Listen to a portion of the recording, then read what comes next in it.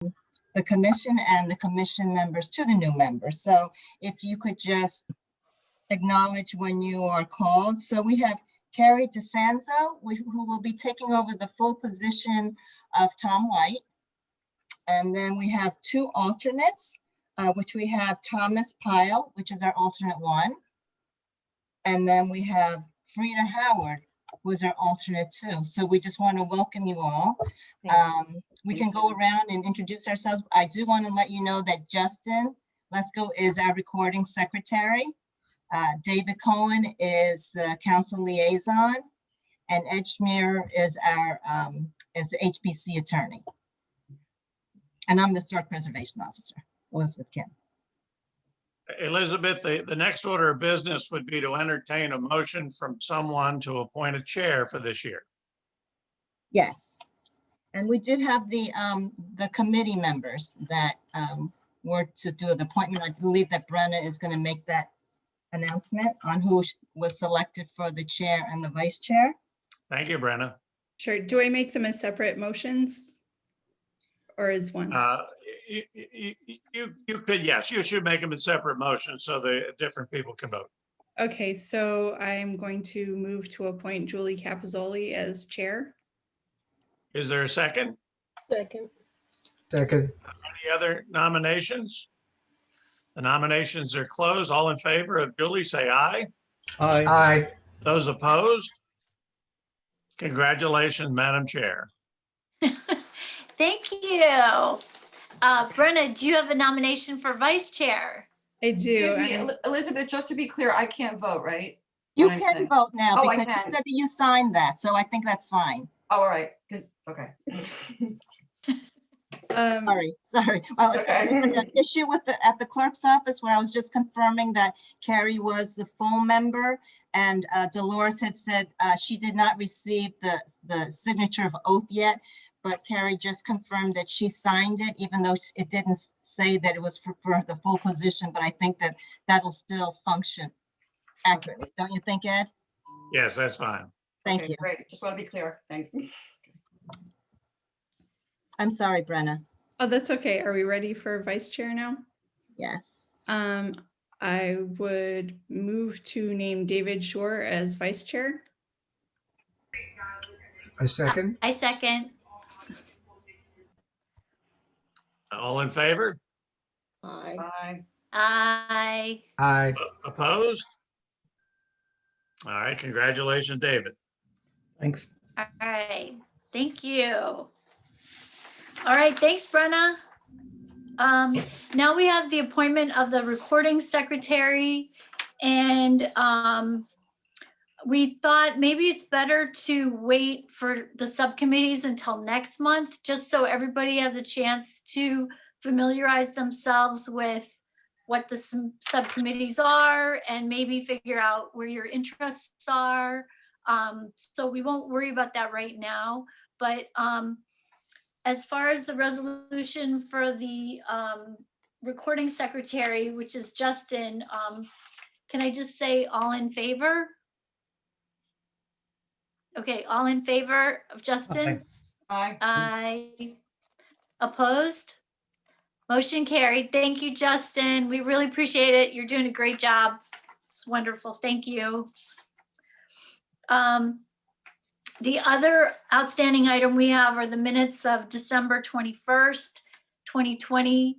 Are there any changes to the minutes? I think Shirley, Elric,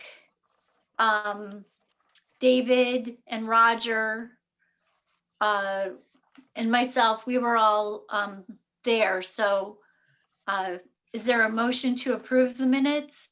I had a couple of questions. Okay. On page 3, on the third paragraph, starts with Mr. Schmier advised. The fourth line down, the 600,000 is missing a zero. Okay. And then I was a little confused by the last sentence. It could be That says, well, I'll read the last two sentences. Currently, there's about $90,000 that remains from the 600,000, last three sentences. the agreement permitted a new subdivided building lot. It could be offered to the Gulick family. I'm not sure about what it could be offered, and I'm not sure if the sense of that is correct. Ed? I think it was intended to say that the sale of the lot could be offered to the Gulick family, provided they paid the fair market price. Okay, Okay, so we'll change that to say the sale of the lot could be offered, as Ed said. okay. Any other changes or corrections?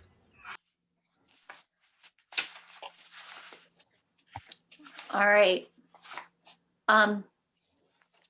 Roger, did you have anything else? No, that was it. Nothing Okay. else. Is there a motion to approve the minutes with So the moved. changes? So moved Okay. with the changes. And second? Second. Okay, great. I think I heard Alric say second. Yeah. All in favor? Aye. I think that's everybody. Motion carried. All right. So we're moving on to the resolution for 118 Wynett Road, the application of Timothy Taylor and Mala Murthy. Any changes or corrections to that resolution? I think it's pretty clear.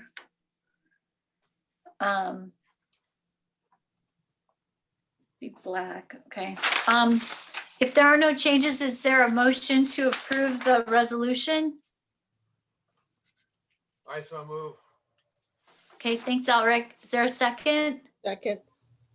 Thanks, Shirley. All in favor? Aye. Aye. Aye. Motion carried. All right, we're moving on to our application, which Julie? is, yes, Before we have, start reviewing our application, maybe we should introduce the new members and. yeah, we're a- you're right. As we're a committee, not a commit, we're a commission, not a committee. Should we have a statement from each of these new members of what they bring so the public knows their background a little bit and why they're here? Sure. I think Elizabeth was about to do that. So Right. Elizabeth, sorry, I kind of cut you off there. Oh, that's okay. I believe I did introduce the three members. Let me go back with my list. I'm sorry, I'm kind of unorganized today with my paperwork. We have Carrie DeSanza, we have Frida Howard, and we have Thomas Pyle. And perhaps that they could give a little bit of information about themselves and their interest in historic preservation, if that's okay. All right, let's start with Carrie. Hi, my name is Carrie DeSanzo. I've lived in Princeton for about 12 years. I teach history at Millstone Middle School, 8th grade, and I love history, always have. And my husband and I did a tear down and build here in Princeton, went through a lot of zoning and all of the fun and complications that come with that. And as a result, I feel like I have some knowledge that I can bring with regard to what some of these people are going through who do make these applications for changes and upgrades and renovations and so on, having done a tear down and rebuild here in Princeton myself. That's The address. great. Okay. I'm sorry? I guess I'm curious about the address, and was it a complete tear down? Yes, 194 Linden Lane. It was the old granite quarry little homes, about 700 square feet each. Not the least bit energy efficient. I mean, if I held a match up to the to the wall, it would blow out. I mean, it was really. These houses are very small, but they're not really sufficient for a family, and they are not energy efficient in the least. In fact, it's pretty outrageous how flimsily they were built, but they did survive since the 1940s. But not energy efficient at all and not really helpful for a growing family. Okay, how about Frida? Hi, I'm Frida Howard. Happy to be here. I'm an interior designer in Princeton.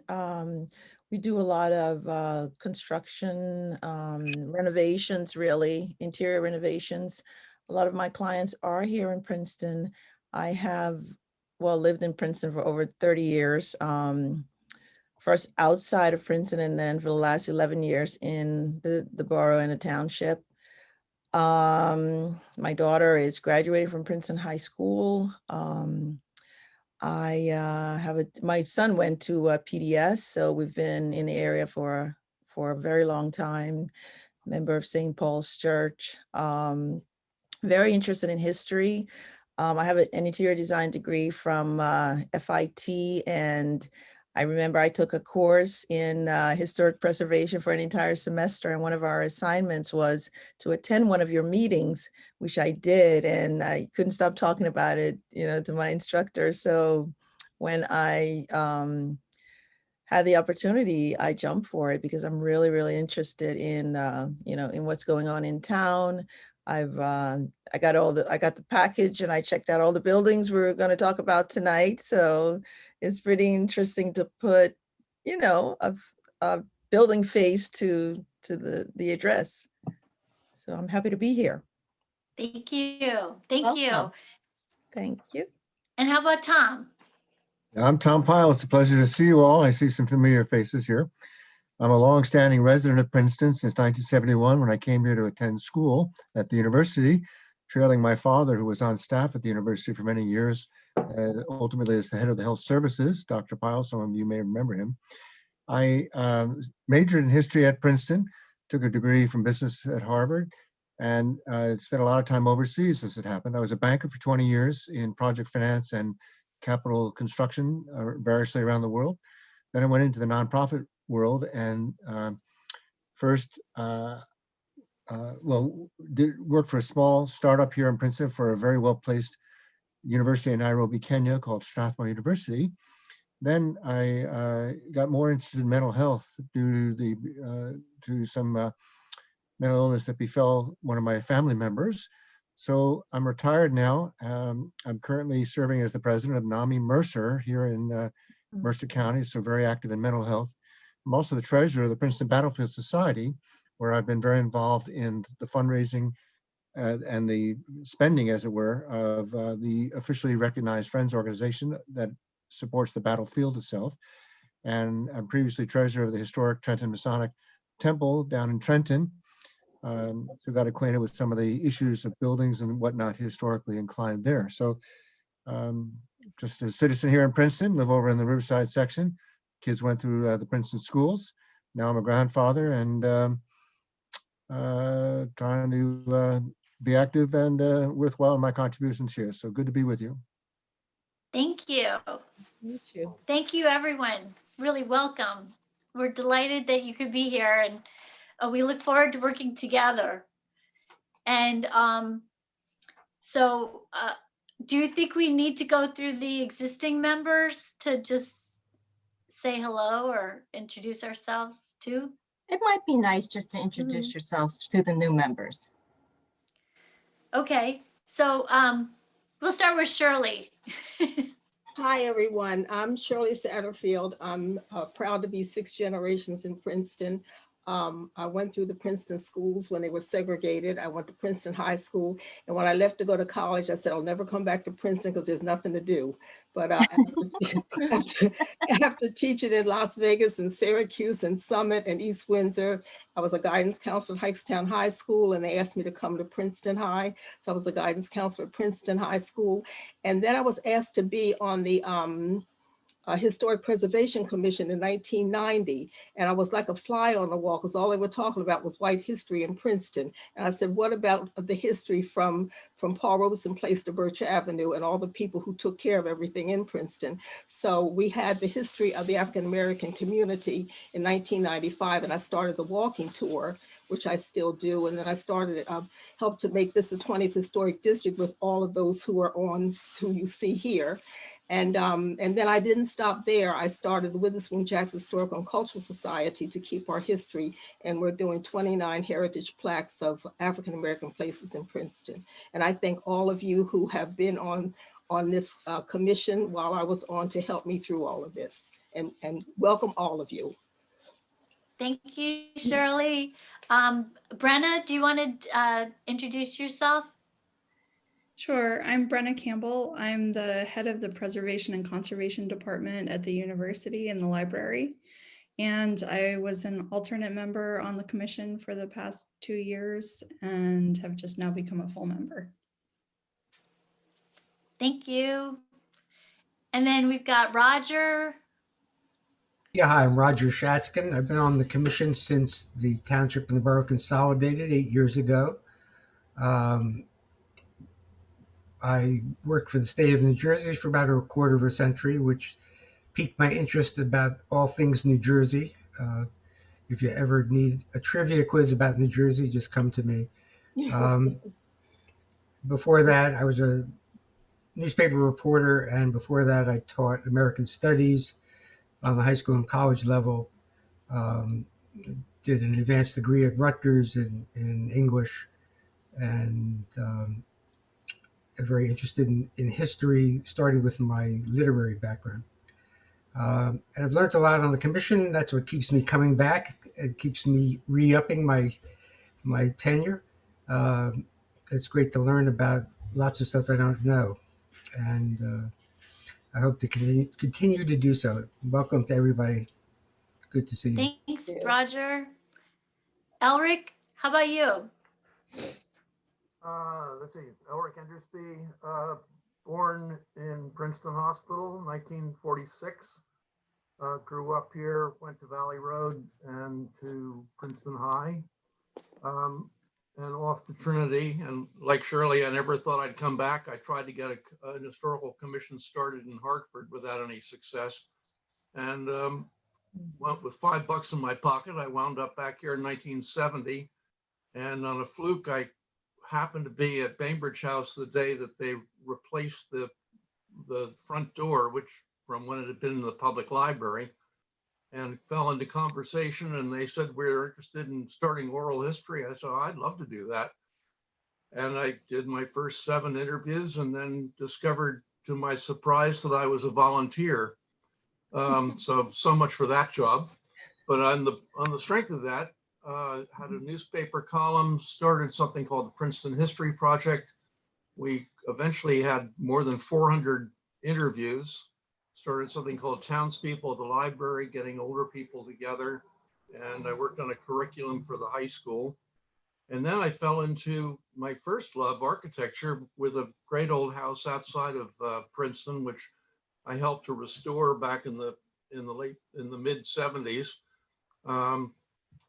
I now live down in Ewing, which I can afford, unlike Princeton. But I've been on the commission now 25 years, and I've had a chance to revisit and to get to know a whole lot of things I thought I knew about in Princeton before. I hope it's an experience that our new members will share. All right, thanks, Elric. And David, our vice chair. So I'm now the old man of the commission. I think I have the longest tenure now, which is frightening. So my background and why I chose to serve is that I studied at the Historic Preservation program at Columbia University, and I've worked in the field in a professional capacity in about 3 different jobs. One for the National Trust for Historic Preservation, which took me all over the country looking at historic buildings and redevelopment communities so they can afford to preserve their buildings. I live in a historic house. I guess I'm the historic house owner in town. Elric's the one out of town. What else? Shirley's in town. Oh, Shirley's in town. That's right. What else?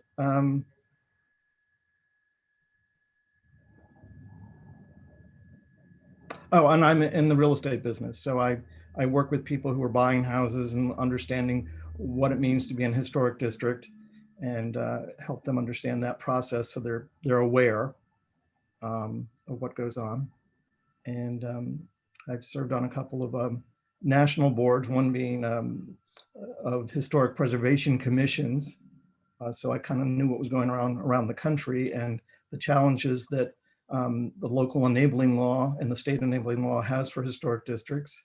And then just kind of an appreciation of the importance and the role we have for advising property owners when they're about to make some pretty big investments, and hopefully give out the best advice we can to help property owners. I like to think that projects that become before our commission don't become as contentious as you hear in other parts of the country. I think we do a pretty good job of helping bring skill and talent and wisdom, knowledge of our ordinance to each case that we review. Well, thanks, David. Hey, David Cohen, do you want to quickly introduce yourself? You're on mute. Yeah. Well, I'm David Cohen. Been on council since 2018. Professionally, I'm an architect. I attended University of Virginia for my master's in architecture. I can't claim any significant expertise in historic preservation specifically, but I still think that qualifies me better to be the liaison for this committee than the run-of-the-mill council member that has been liaison in the past. So. All right. Thanks, David. And Ed Schmear is our attorney. Good evening. I've had the pleasure of representing various commissions like this for 44 years in Princeton. And I've represented Julie and the old Princeton Township Board from its inception. And I'm pleased to continue with this current group. Thanks, Ed. And then Elizabeth, I think you should say hi. Hello, I'm Elizabeth Kim, the Historic Preservation Officer. I've been with Princeton almost 20 years. I started out in the engineering zoning of the former township, and I worked closely with the Historic Preservation Officer prior to her retiring right after the consolidation, at which point I took on the role of Historic Preservation Officer. I started historic preservation probably with the Mayberry Hill property, which is the Joseph Hughes, when I was actually working for a consulting design firm. And that was actually one of the first projects I had worked on, although I always had a concentration of historic landscape, as my background is a licensed landscape architect. So welcome to Princeton, and we hope you enjoy your time here. And my name is Julie Capizzoli. I moved to Princeton in 2001, and I started on the Township Historic Preservation Commission in 2003. I'm a licensed architect in New York and New Jersey, and I worked at the Guggenheim Museum on restorations there from 1997 until 2001.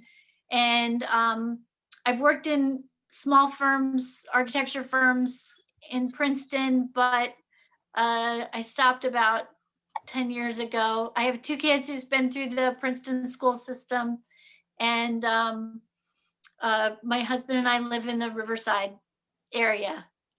So welcome everyone. Thank you so much for serving here. I really appreciate it.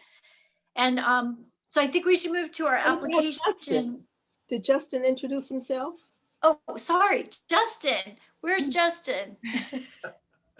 Hi, I'm Dustin Lesko. I'm the senior planner with the planning department. I've been in that role since, time flies, August or September of this year. Prior to that, I worked with the city of Tuscaloosa, although in Alabama, although I'm born and raised in Central Jersey. I previously interned with the planning department while I was at the Blaustein School at Rutgers, where I also took a historic preservation class with David Listikin, which was like a master class in historic preservation. Prior to that, I interned in undergrad at Rutgers in the Forestville Village, and served a year as an AmeriCorps member over on Mercer Street, actually out of a historic property. So I've been around a little bit, but I'm happy to be back. Thank you, Justin. All right, so I think that's everybody. And we do have an application today. It's 3537 South Harrison Street. Brooke Brown is the owner. Elizabeth, can you move Brooke to the Yes. panel? Yep, Brooke, Thanks. you're being promoted to a panelist, so just to let you know, it'll take a second for you to reconnect.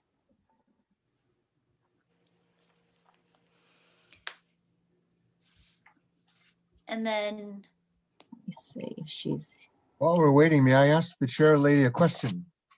yes. Can I kindly understand the distinction and the difference between members and alternate members? So Ed, do you want to cover that? Sure. We primarily have alternate members. The direct function of an alternate member would be to take the place of a regular member if a regular member was not available to make a quorum for the commission. However, alternate members are members and they are welcome to participate in any of these hearings or any of the matters related to the board. And the only distinction would be that if we have a full board here, when the roll call is taken, you would not vote. So you would vote when you vote for and take the place of a regular member. But otherwise, you're a full participating, encouraged to, and get involved in every application. Okay, thank you. Thank you, Ed. All right, now I think Brooke is here. Yep.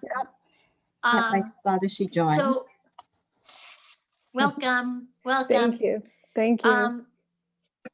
So Elizabeth, I know you wrote a report. Did you want to just briefly go over the highlights? Sure.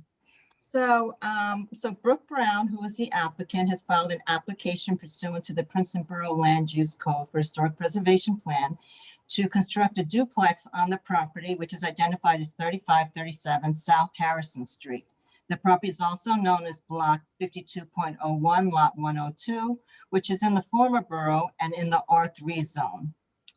Besides the duplex, additional site improvements would include removing the existing driveway, installing a new shared driveway, and a fence. According to the zoning officer who had an opportunity to review this application prior to the completeness, he did state that a duplex is a permitted use. The applicant herself indicates that there are no variances required. Since this is in the former borough property, as HPC knows, this is classified as type 2 on the overlay zone of the historic district map. I'll just go briefly about what Jugtown is for the new members. This is an area that was a small, thriving village of towns, taverns, hotel, pottery, very small, which started in the early 18th century. Since then, that small town had really reduced itself to more of a residential neighborhood now with some small businesses, which you see along Nassau Street. It should be noted that the Jugtown district is really distinctly and visually cohesive, but different from the downtown because of its collection of residential components and the neighborhood factor. The houses are mainly close to the street and they sit on small lots with small front yards and really some minimal side yards. So to go over the existing property, the property is located on the south side of South Harrison Street between Sargent's and Pelham Streets. It consists of 0.249 acres. It has a one-story garage and a shed in addition to the existing house. The access to the garage and shed are by way of a driveway which runs along the northern property line. The existing house is 2 stories, wood frame. It's 3-bay, symmetrically spaced and a line between the floors. The oldest section of the house is in the front, which faces the street, and a progression of additions have been added to the rear. In your package, you can see that there were several Sanborn maps the first time that this property was shown on the Sanborn map, not because it was the time it was built, it's because of it was when the Sanborn map actually extended towards this end of Nassau Street. So as you can see, that was in 1906. And at that time, the address was number 13. And in 1911 Sanborn map, you could see that it has the address of 35. Besides the details of the house, there is a wood picket fence and hedge that runs along the southern property right-of-way line. The applicant did indicate that the property at one time were two separate lots, which explains why it has a large side yard. And I think by the Sanborn map, you can also see that the property, which is much smaller back then than it shows today. The existing house is currently under repair and it's being restored and renovated by the applicant. The exterior improvements were approved by administrative approval by the Historic Preservation Chair and myself. And a lot of it has to do with new siding, hardy plank, new roofing. There was a very unusual vestibule that enclosed the front door, which was removed. She's been working on repairing the decking, the steps. So she's been really spending a lot of time trying to restore this house to its original character. The original wood window, she's actually had restored and placed back in. And the ones that are in the back, which are the newer additions, she was approved just to have regular replacement windows. They were not required to be restored to the same capacity. So the duplex was reviewed as a concept review by HPC in June 1st, 2020, where the applicant received comments from HPC. And so today she is coming back with a fully developed application. So this duplex is a new 3-story residence that will attach to the existing house, which therefore makes it a duplex. It has a cross gable roof with shed dormers to the north and south, which extends off the roof ridge. There's a small 1-story addition off the south elevation of the existing house, which connects to the existing,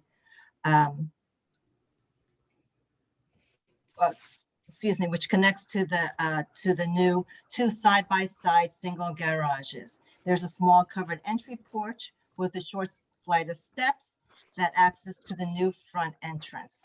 The windows are 2/2, except for a pair of casement windows, which are off the kitchen on the first floor in the rear elevation. There are taller custom windows with a shorter upper sash that'll be installed on the first floor along the front and side elevation. The dormer windows will be square. There will be 5 that face the south and 3 that'll face the north.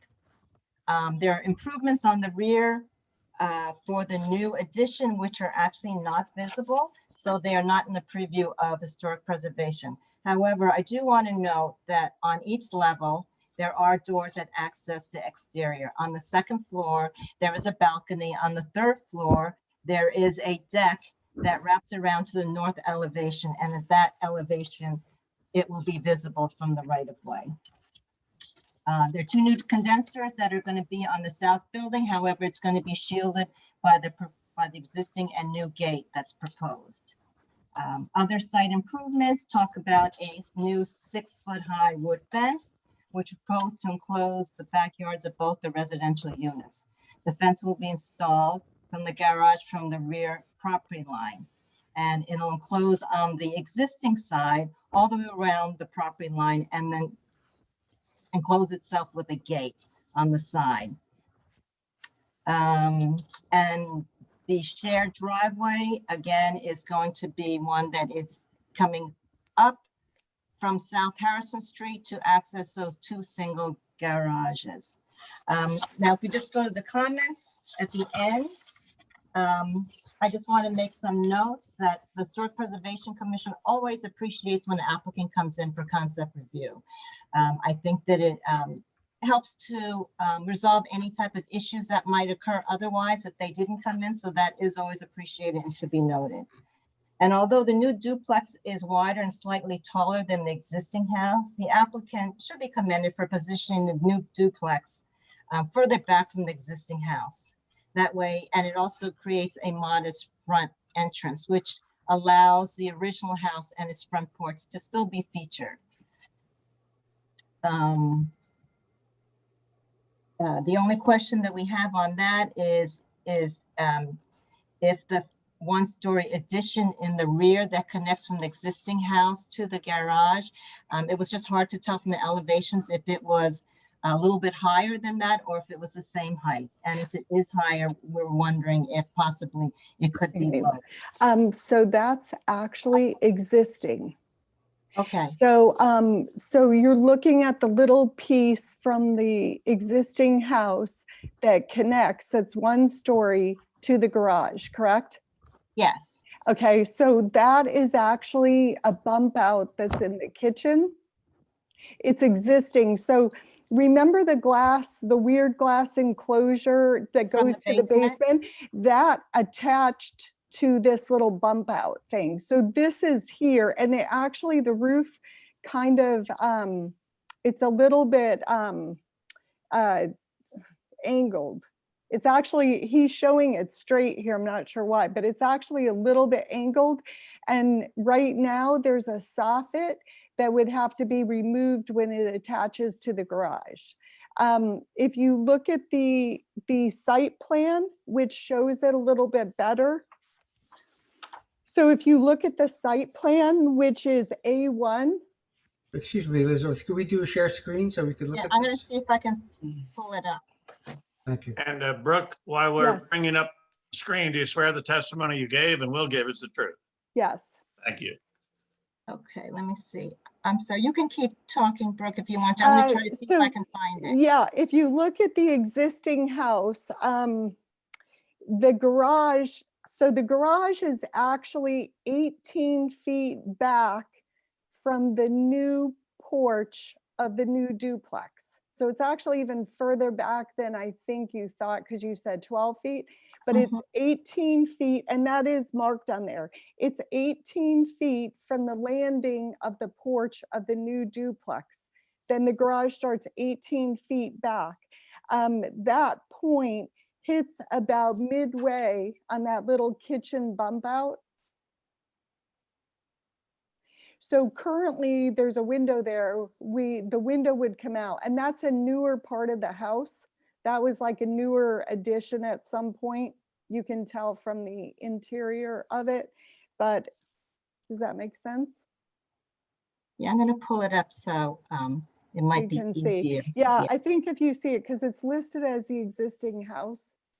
Okay, it looked like there was an existing house, which was a bump out, and it looked like there was another addition, which I think is the back where the new windows are. Okay, let me see. Yeah. I'll go to the architectural plans, right? I think that's going to be the best to see. It's A1. Okay, let me see if I can pull it first. And I think everybody should have it in their packet. It should be, it's definitely, so if you look at A1, so you're looking at it flat, you see Elizabeth, I can share it. I have it up if you'd Okay, I like. got it right here. So you just want me to show that section. Okay, let's see.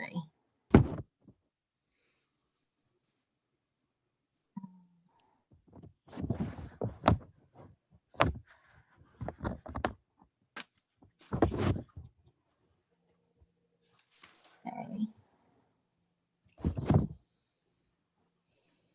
Can you see that? Yeah. Okay. So the bump out is, do you see that where the garage? This one right here. Yes. Can you see my cursor? Okay. So if you go behind that where the steps were coming out of the kitchen, so the steps go away, that's going to be a small mud room. You will not see that above that little kitchen bump out. And that is really so that we can then gain access to that basement. Okay, so I guess it was just hard for me to tell if this new addition here that connects is higher. So it's it's not. Okay. And initially you probably remember I had shown a balcony, but so then that would have shown the railings of that would have shown, but we took that out. It's just a one story that will be lower than that kitchen bump out. Okay. So you won't see that mudroom. You clarified that. So I'll just go through the comments. I'll finish it up. There aren't that many more.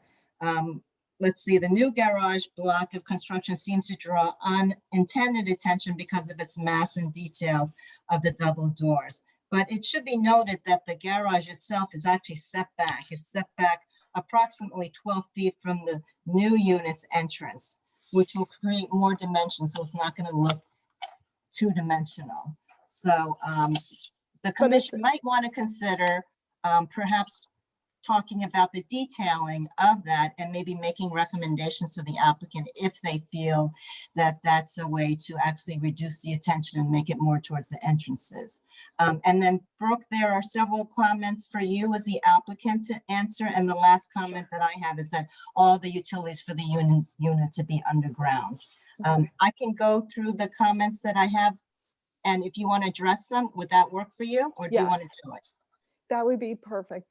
Okay, so the first one is if you could identify the color of the cement porch for the new foundation. Oftentimes we'll have a different color, or it might just be the plain blue, whatever. Just gray, to not Just gray. attract any attention. Okay. The second comment is if you could specify the color of the garage doors. So I was thinking black, but if you prefer a different color, I'm 100% open. If you prefer white, I'm fine with that. Okay. The black would kind of set off the shutters on the existing house, which you don't see the shutter, or yeah, you do see the shutters. So the existing old house has a little bit of black detail, which is in the shutters, and the front door will be painted black. That I got previous approval for. So I just thought the garage door would kind of tie it together, but I'm fine with white, and I'm fine with less detail if you have a different suggestion. Okay. And then as far as lighting goes, it's so assume that there'll be something on the porch in the garage. Yes, and I meant to attach that, but I meant to submit that and I forgot. It wasn't on your list back to me, but the ones that I like are called Maximus. They're black Maximus security coach lights, and they're very traditional. They are nice because they do have little security cameras, so you can put it on the app for your phone. So they're nice for some security, sort of like a Ring type of a thing, but it's on your garage.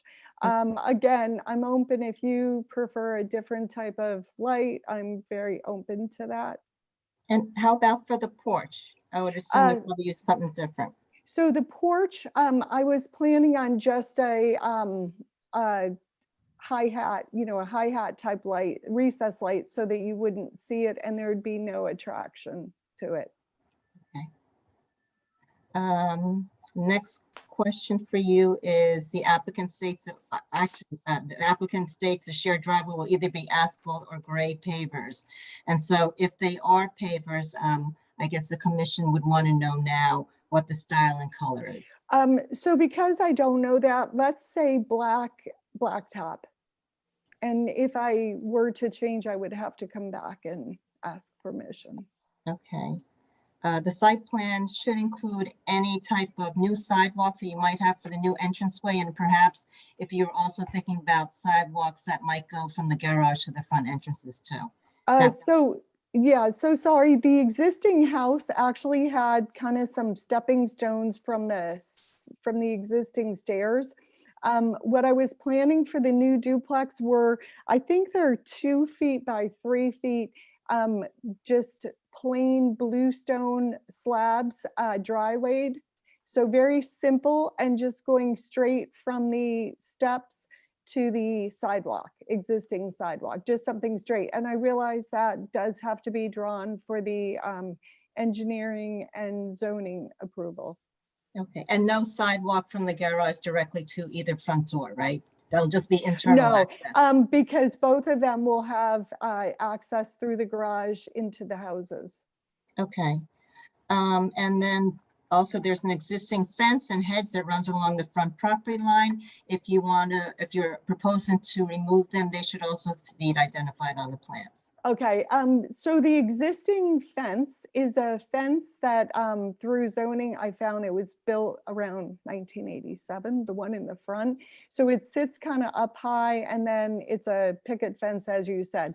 So that would come off. It's very deteriorated anyway. So the only fence I had in my plan for you to approve is on each side, because the entire property actually does have a fence. So I wouldn't be doing the perimeter. It would be just the side. So on the duplex to the left, it's an 8-foot span.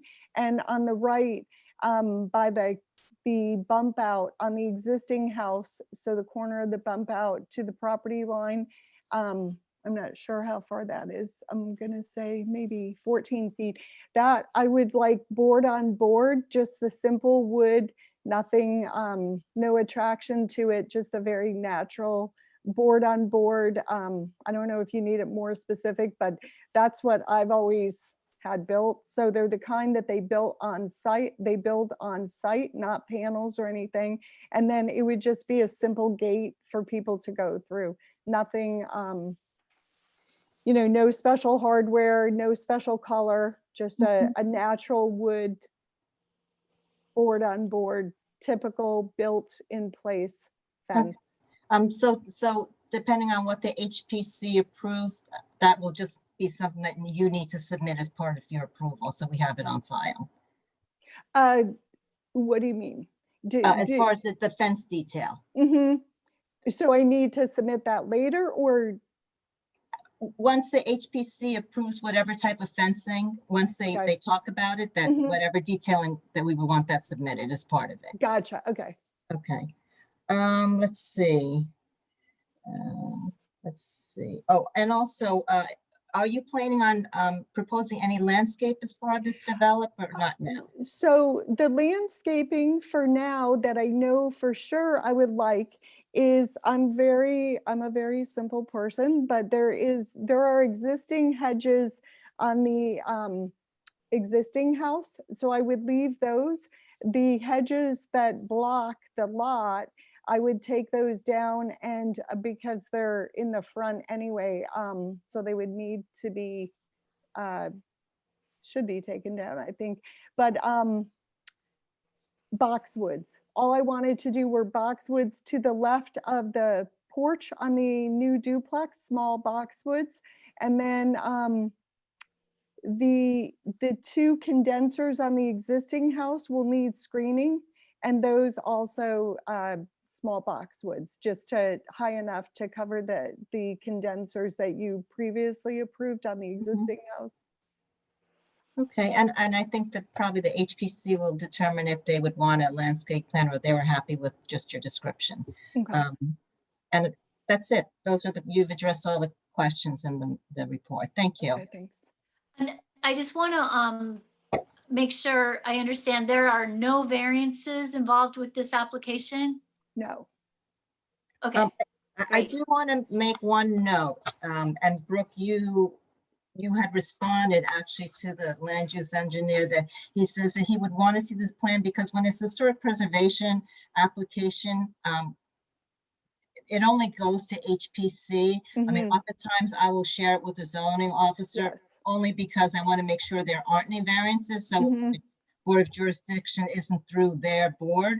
But when I sent the report out to staff, Jim Purcell, who's our land use engineer, he did want to note that he felt that there was an issue that had to do with stormwater. He thought that there was more than 400 square feet of disturbance. So that's something that the applicant will have to review with the land use engineer afterwards. Yes. All right, thank you. I want to open it up to board members to ask, or commission members to ask the applicant any questions they have about the plans or elevations. Question. Anyone? Elric? First of all, is this an application or is this for our review? This We is have the, never did a review Application. meeting with you before, Brooke. this is the application. Okay. I thought so, but a lot of these things are still up in the air. If the building that we saw before was somewhat quite a bit different from this one. Am I correct on that? Yes. Um, some of the things I really do appreciate. I like the fact, for instance, that the two are not in the same, are the same distance from the street. But the reason why I like that is that the scale of the new half is bloated by comparison to the original. It seems like this is something which we are reviewing now almost every meeting with the Witherspoon Jackson neighborhood, and the difference in the scale of the existing buildings from the ones that are proposed. I'm somewhat disquieted by that. I did have the advantage of going through the house with you and Elizabeth last April, and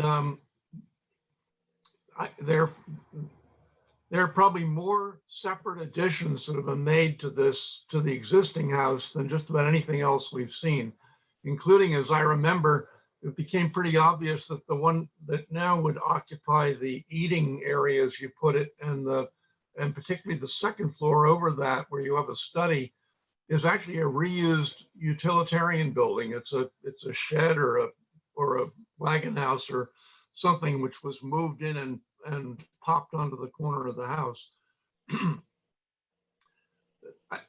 As I've said before, some of these meetings, I kind of like to live in these rooms, and I know we're not really dealing with the interior, but when you're considering this setback for the garage, the hyphen, it seems like you've eliminated almost any windows for the existing kitchen. Have you moved one to the front? So the existing kitchen has, the existing kitchen is not old. I'll put it, it's the newest part of the house. And all it had was a ugly window. I don't even know what you call it, a 1/1 or something. Nothing nice. I've been through the ringer on refurbishing the old windows. The kitchen had no old windows. It's nothing special at all. It's great to have a window in the kitchen, but with this design, it doesn't warrant it. The kitchen is pretty small. So when you talk about the height of the house, I appreciate all of that. Unfortunately, the existing house, I chose to do nothing other than an interior renovation. And it's been months and months and months and months. It's been the hardest thing that I've ever in my life done.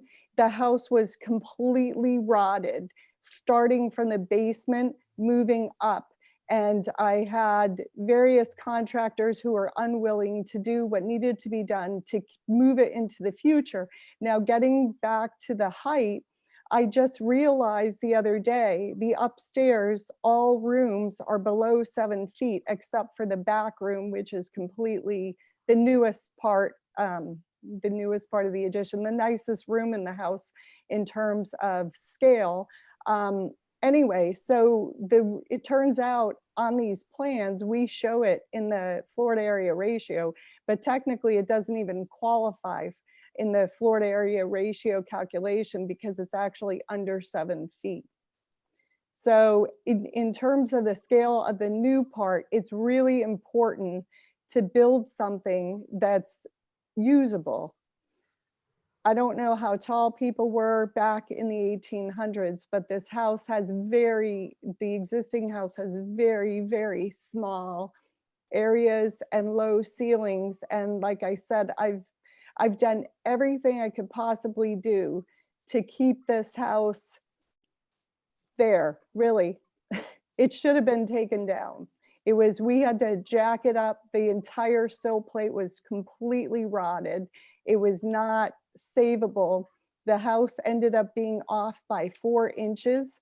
It had shifted so much, and we straightened out the entire first floor. So we've done everything that we could do to keep that house intact. And I'm looking forward with this new project. Honestly, the best part about it is to be able to close up the basement and keep the water from coming in and give some interior access to the basement, which of course is not finished, but we'll have the mechanicals. So this project, the best part about it is that it will actually complete the existing house. That's way beyond what. I know, I'm sorry. I'm very passionate about it. I've looked at this garage and wondered, isn't it possible that the garage, if it was set back further, as it is, you have a kitchen without a window. This is not a charming place to be in the morning. Well, you put a window to the front, and what do you look out about the condensers? If you left a partial window to the south, you'd be looking at the driveway. And then I thought, oh, but it's open to the back. But now you're saying there's a mudroom there, and it just feels like a very unwelcoming space. The kitchen bump out gives the windows, there's 4 old windows in that bump out on the right. So that's where all of the light is and the focus of the light will be, but the kitchen is small. Not having the window, what I tried to do is preserve the backyard, which is really important in that area.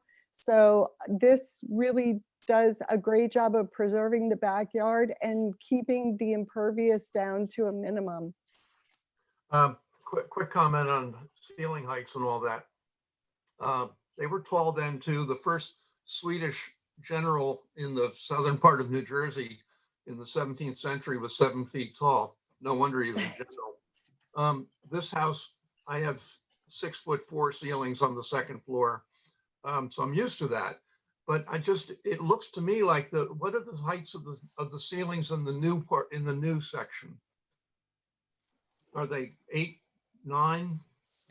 Yes, they're brought up to today's standards, but I don't think we're really talking about the interior of the new part. We're really just talking about the exterior, I think. Well, I'm just trying to figure out if there's some way that the building could have a lower profile.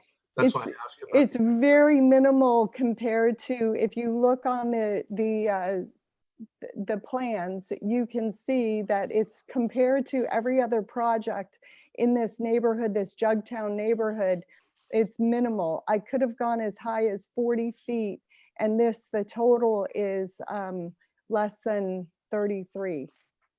Yeah, okay. Well, it is part of a neighborhood, and it's a diverse neighborhood. I appreciate all of that. I do appreciate the fact that you've got a porch, which is something that is also part of the neighborhood. I don't mean to sound so negative. I just feel like the two buildings are joined, and therefore there seems like I'd like to see a little bit more of a sympathetic relationship between them. One further question, final question, is about the driveway. Are you certain that it's going to be possible for a person on one side to maneuver past a parked car, for instance, in front of the garage on the other side? And what is are most of your neighbors? Yeah. Okay. Yes. Yes, we spent a lot of time on the whole parking issue, and that was we worked on it through Derek and zoning to make sure that all of the dimensions work with all of the parking regulations and what's safe. So a lot of people have a narrow driveway, just a single lane narrow driveway. And this will give a little more room. It also will open up the front a little more. When I was talking to Derek, he mentioned, cars coming by, whatever. And I reminded him, because I've had houses on very busy streets in Princeton, and I reminded him, with no cars parked and with several lights along Harrison, it's actually really easy to get in and out and maneuver despite the amount of traffic that comes on Harrison Street. It's much harder on Hamilton, where you have cars parked on the street, as well as there's no lights, so it's like a highway. So That's all I can tell you about the driveway, but I do feel that it's going to easily accommodate 2 cars for each side, one in the garage and one out. I said final question. You mentioned, and I'm not quite finished, the fence. You said board on board. Does that mean you're considering a solid board fence with horizontal boards? Yes, Are you, almost all solid board fences have vertical boards in that you're asking for moisture in those horizontal joints. no, it's vertical. I'm sorry. Up and down, right? How did I say? It's a typical, I've never seen it horizontally, actually. Okay, and will that extend around to the park side as well? No, it would just be on the 2 side ends of each house. So one is on the new duplex, it would only be 8 feet. You can see it on the plan. And then the other one is, You I said think 14. it's 12 or 14 feet. I can't quite read it. It's Whatever the actually distance. 16. Or It's 16. Okay, Yeah. your eyes are better, sorry. Yeah, so it's from that corner to the property line. There's actually a chain link fence on the park side, and there's a chain link fence on the back. So on the side and on the rear, there's already a chain link fence, and on the side where the new duplex is, there's already a board fence. It's a little shorter, but there's hedges too. Thank you. Right. Welcome. David Cohen, did you have a question? I actually had a comment. I wanted to give a more specific answer to Elric's question about the ceiling heights, which are shown on the drawings.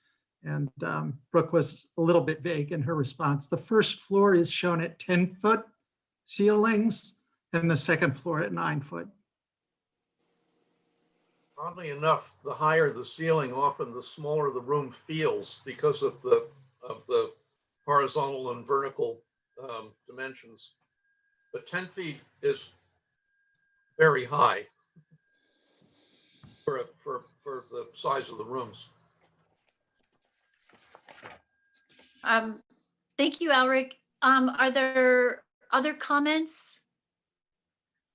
I just wanted to weigh in on the garage door. I think having it black is a good idea because number one, it picks up the black on the original house, and 2, it really would recede, which I think in this case would be beneficial for the whole design. So I don't know. That to me, it seemed like black was a good solution for that.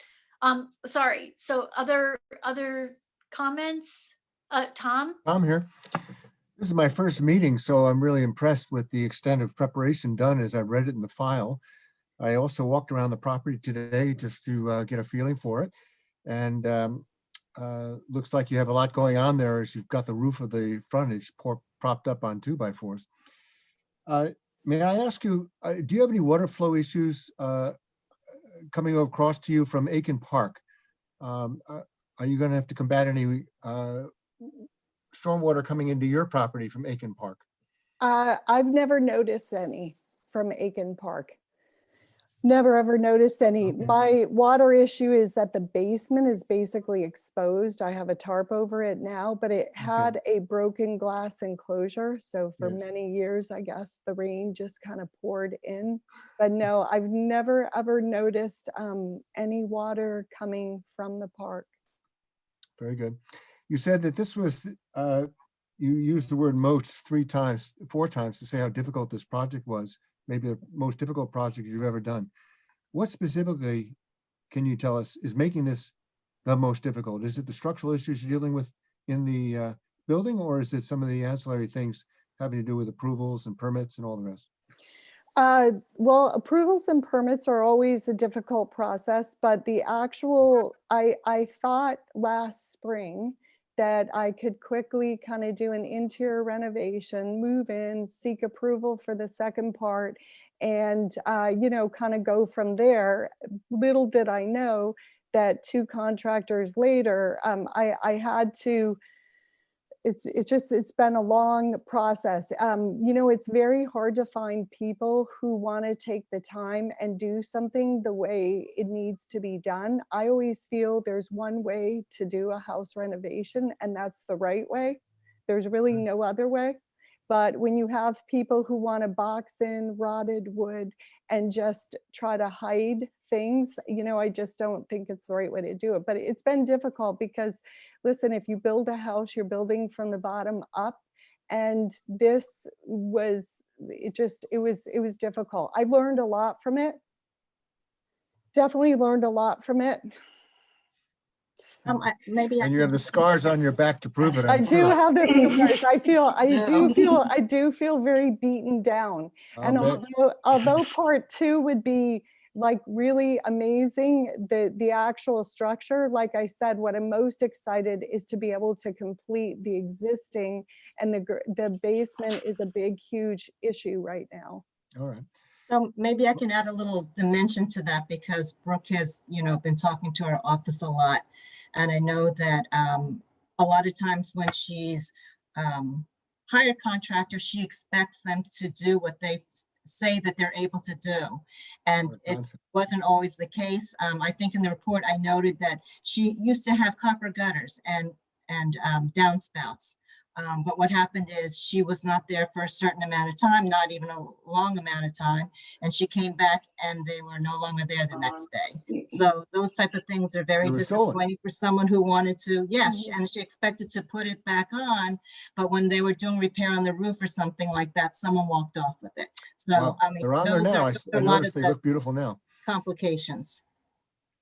If I may ask, as a former banker, I would presume you're financing this, and so your project is on the clock here, and you're under pressure from the bank to keep moving, perhaps? The actual existing house is not on the bank, it's on me. So so it's been extremely, it's been even more pressure. Yes, but thank you for asking. Just to let Tom know, I mean, we really usually just stick to the historic issues. So, I mean, you know, we can talk privately, but for these applications, we're really looking at the historic merits.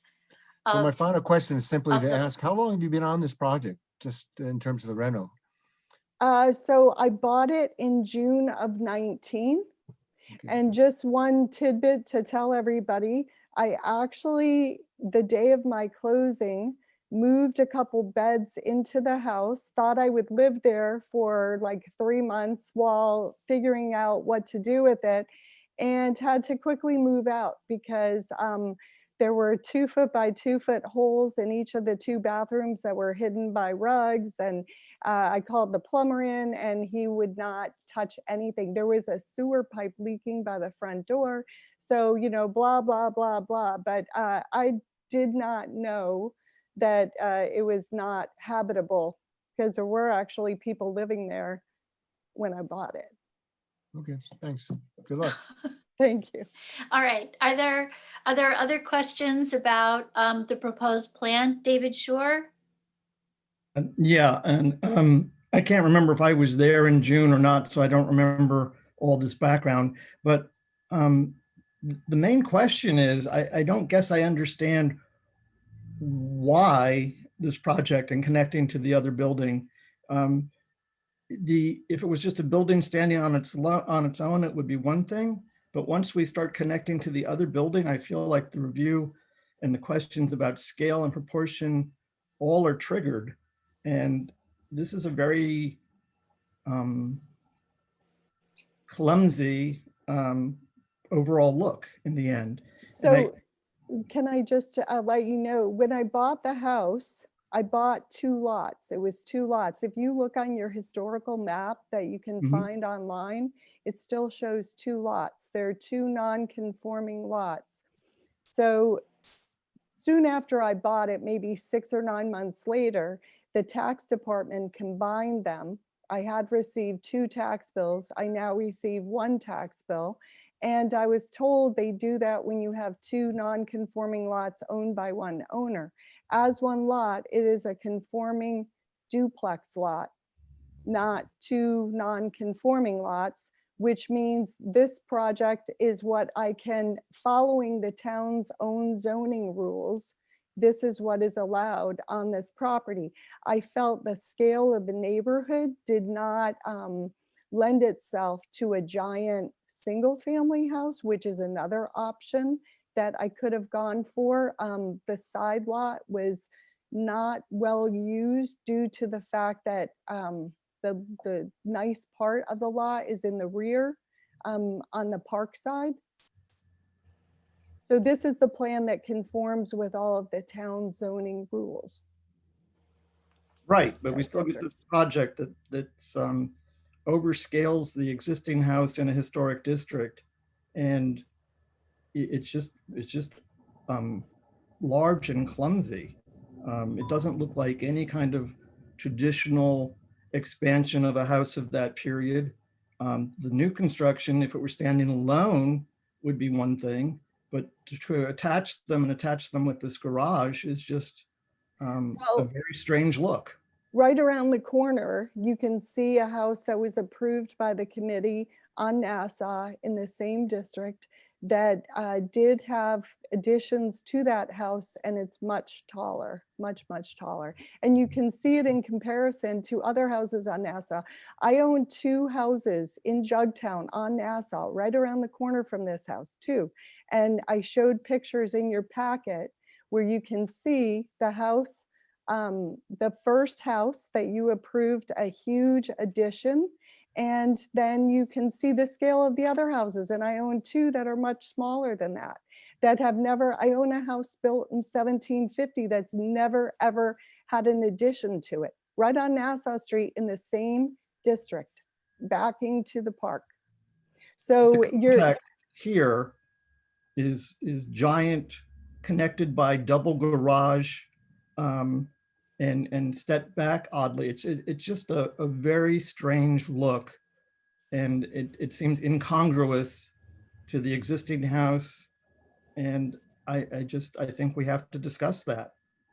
I think that's a zoning issue, because this is what I checked with planning prior to this whole development and asked, are there any zoning differences in this historic district? And I was told no. So I felt that I stayed well below what was allowed in terms of height and other things. I tried to, I've worked really hard over the last year trying to come up with something that would keep the existing house historical and have people see that the new part is the new part and that it's not the historical house. The only attachment to the two is the garage. Zoning went through this with you, Derek Bridger, like he approved this, correct? They approved this, correct? And zoning is the next step. You can see the zoning chart. Derek Bridger like forming. Okay. And yes, Elizabeth did show Derek. All right, Brenna, Brenna, did he give you any feedback at all at this point? Or, I mean, like what's that? Like that you're within your rights, you're within the zoning rules, though, correct? Yes. Okay. Well, it may be Brenna. in the zoning review, but it's not hitting what historic preservation is charged at looking at. Well, sorry, Brenna. So I think part of, as I'm looking at the elevations, what's kind of striking me is that because the garage has the second story on top of it, and because of the way the elevation is drawn, it really reads as being sort of part of the new house. So it reads as, even though the sort of facade at ground level is close to the same width as the original structure, it kind of, in the elevation at least, it's reading as being like twice as wide because of the garage. And I don't know, I apologize if I missed this, but are they? It's 18 feet behind the porch of the duplex. So although on the page that you're looking at, it looks like it's a wide structure, the garage sits 18 feet behind the tip of the porch, if you look at the new duplex, the new covered porch, the corner of that, it's 18 feet from there to the garage. So it is not a structure that is continuous across. Right, no, I understand. I was just gonna ask sort of in terms of like the color and that, I apologize if I missed that. Are they supposed to be the same color, or is there some? I was told that they want to, that you want to see it different because you want to make sure that people know it's new and not part of the historical house. Is that correct, Elizabeth? That's typical with the Secretary of the Interior Standards. Frida, did you have a comment? I do. I have a question about the colors. The existing house, I think you recently painted white as it was, right? Yes. Okay, so the new structure, I don't know what color you'll make that, but I don't think the garage doors should be black. Because I think you said the shutters on the existing structure are, the color is black. And I think it will, instead of receding, that would be the first thing you see from the street, the black garage doors. So I'm wondering, but it would all depend on the color of the new structure. The new structure color is in your packet. It's night gray. There's also, you actually would not even see the garage doors unless you're directly in front of them, because both structures will block them from the street. So the only way you're going to see the color of the garage doors is if you are directly in front of that driveway area. So if you're walking on Harrison Street or driving even on Harrison Street, but I didn't realize that the color of the house was so dark. So, okay. And I'm open to colors. I was told in both of my conceptual meetings that you don't want it to, you want it to be a little different from the historical house. It's not historical. So I've always been told that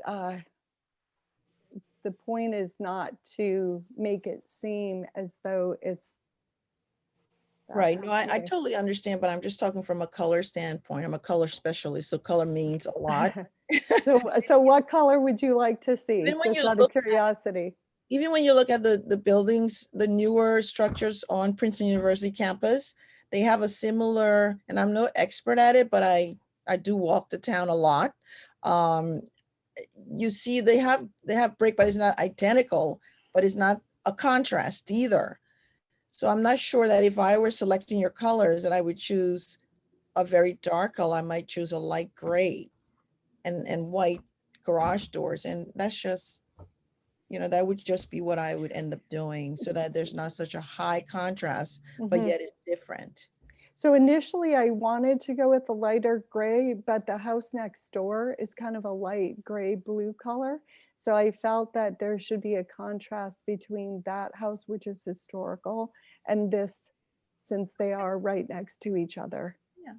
I mean, this is only my first meeting, so, but No, I appreciate, I'm not set on the color, but honestly, I asked the siding person what he recommended, and he actually said that that color he thought would be the best in next to the white. I think you'll be able to see that it's not the white house. You'll be able to see that that it's a completely different, I think it's going to look like a different house. It's not going to look like it's a duplex.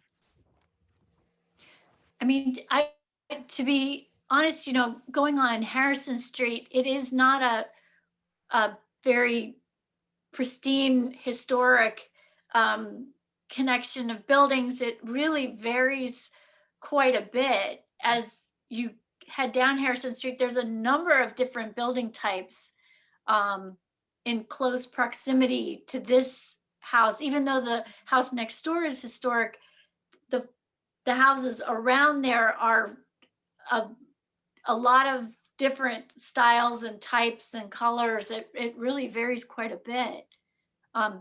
So, I mean, there are other districts where you have some conformity and the houses are similar in color and proportion, but this part of town varies, I think, a lot.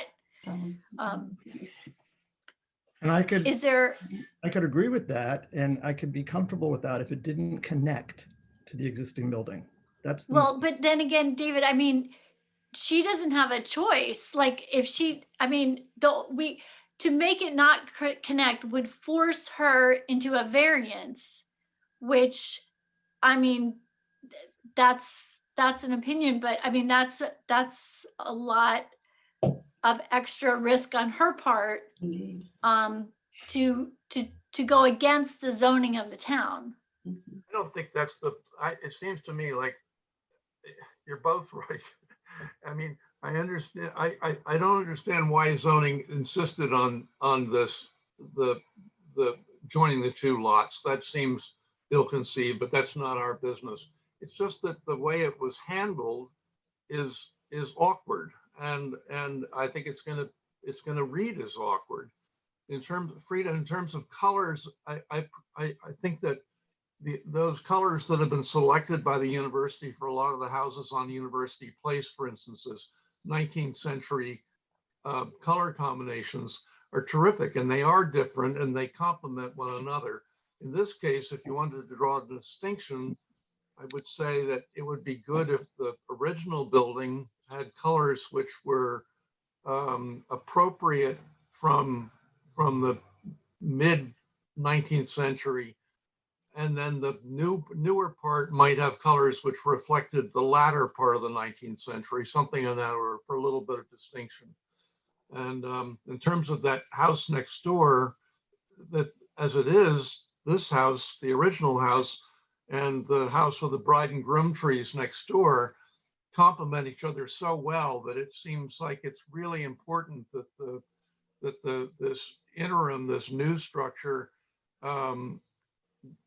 be less dominant. So would you like to see, I'm open to color. So if you want it to be white, I could make it white. No, I'm talking about the original house, which probably that there would, in the 18th century, you wouldn't find white because they couldn't create paint, white paint. But in the 19th century, it dominated in the first decades of the 19th century, if there was paint at all. And so I'm talking about the original house and just trying to figure out some way that the new structure varies from it. But again, I think that it's just too tall. I think it's too dominant, and 10-foot ceilings are going to make the rooms feel smaller than if it was the other way around. Certainly on the first floor. If 9-foot ceilings, usually for public spaces, 10-foot ceilings were for houses with grander dimensions than they're possible here. Anyway.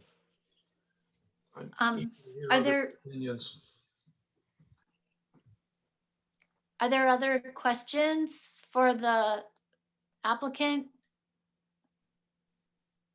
Anna has her hand up. I just had a procedural Brenna. question really, which was just about, so this is an application, so we have to say yes or no. There's not an opportunity for us to say, we would actually feel better about this if the two things weren't connected to each other. I mean, because I get the, the whole concept of it being a duplex, but it feels like this is sort of only a duplex in the sense that it's two things that are touching at the edge. It's not a house that has sort of two residences inside of it. It's two different structures that have a little connection. So I guess I'm just wondering if there's a way that we could pass that along or support some, I mean, I don't know if there's anything we can do about that though. And the problem legally is that when you have two undersized lots in same ownership in a district, the zoning department will consider those lots as a matter of law merged. So these lots have been merged to become one lot. if you're going to go back to allowing Brooke Brown to construct a separate single family or a detached unit on one of the lots, she would have to go and get the lots subdivided again, create a line, and then she would need a whole series of bulk variances because the lots are undersized. I think that's why Derek ruled that once she owned these properties and they were in the same ownership, as a matter of law, they merged. And then the only recourse would be to be able to do it as a permitted use, which is a duplex. So designed by committee or happenstance, as opposed to our standards that we're supposed to be following. Well, your standards, I mean, the part of the law that you apply is also part of the land use code. I mean, it's, you know, there's a zoning code, but we also have a land use code. And then you have criteria. I think it's in the Elizabeth's report under section 10B of 386.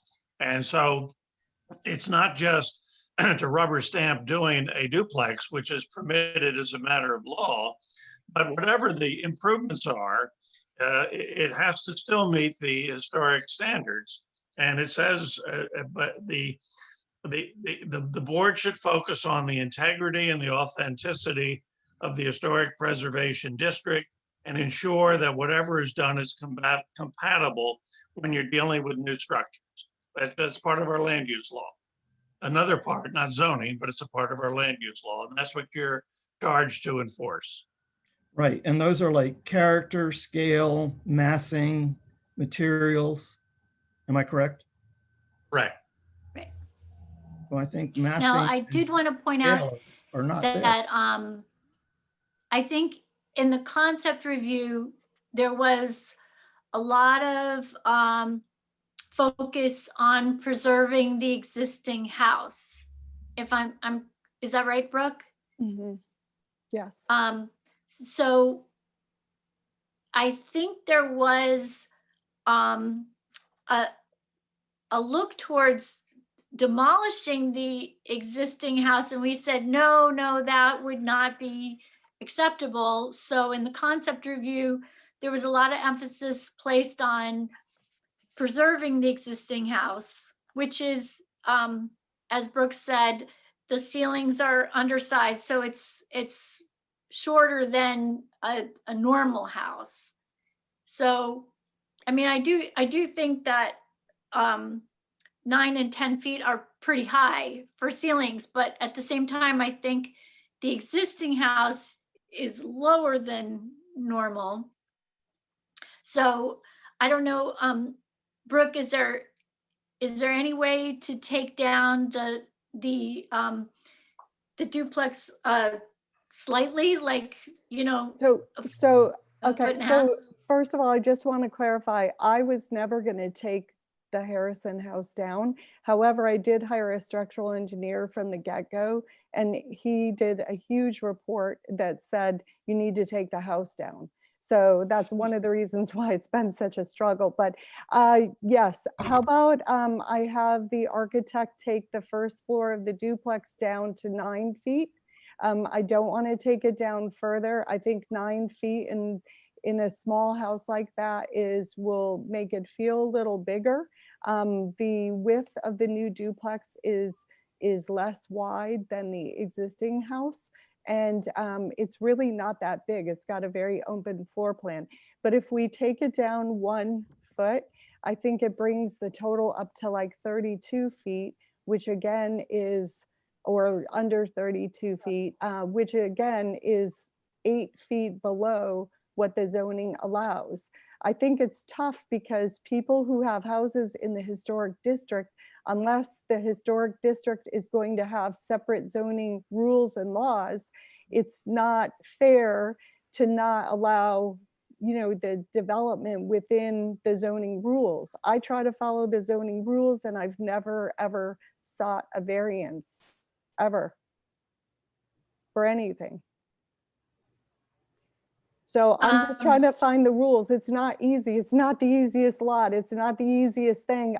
I understand that it's not perfect, but it's what I felt that the attachment was nice, because if you do the typical attachment, like a lot of the duplexes on Harrison, then you're actually putting this new house right against the historical. And I think the way it's designed, honestly, the entire old part of the existing house is going to be fully exposed, so that people can see it.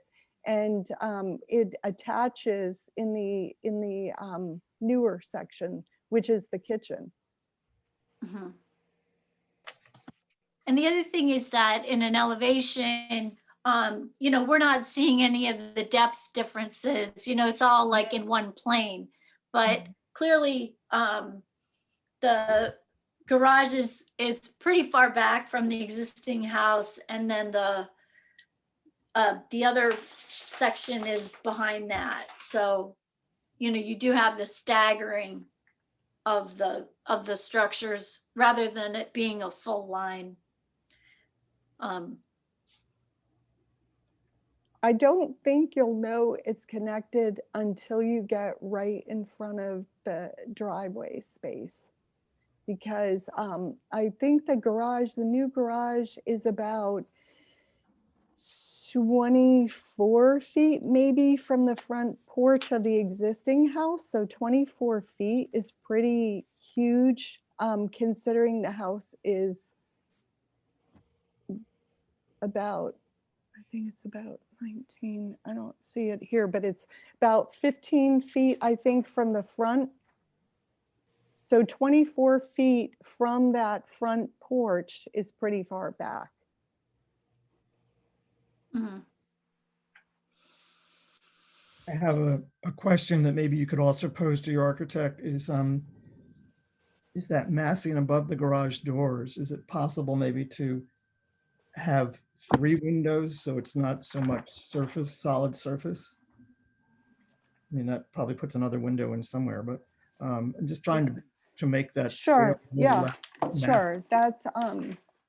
That's definitely, Yeah, that's play around. definitely not a problem. I don't want to have to come back to get this approved. I want to be able to move forward, but the 3 windows equally spaced out in that top section is not a problem. He can definitely do that.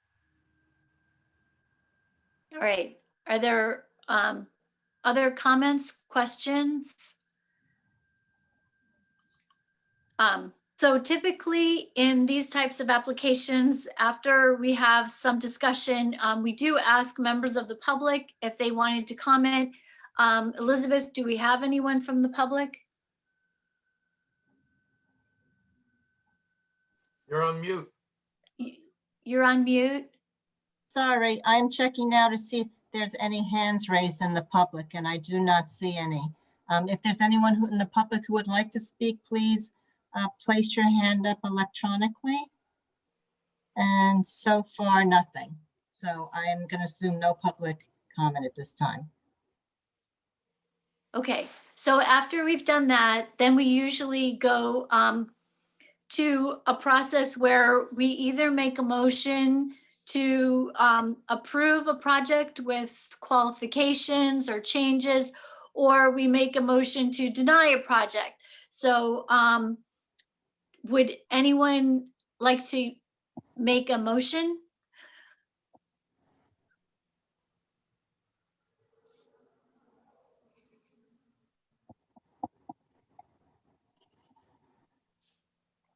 Well, if we decide that there are certain, that she needs to meet certain conditions, like lowering the ceilings from 10 to 9, I mean, do we have a list of like conditions that if she followed, we would say, okay, are we at that point? Yeah. Okay. Yeah. I mean, Well- if you wanted to make a motion like that, that's perfectly okay. Okay. I would like to make, I mean, I think we need to discuss this though, under what conditions, if she were to make these changes, the additional window that, I think that was David who mentioned that, I don't know. But the lower Right. ceilings, the window, what if are we at a point where we yes, we would approve it under certain conditions?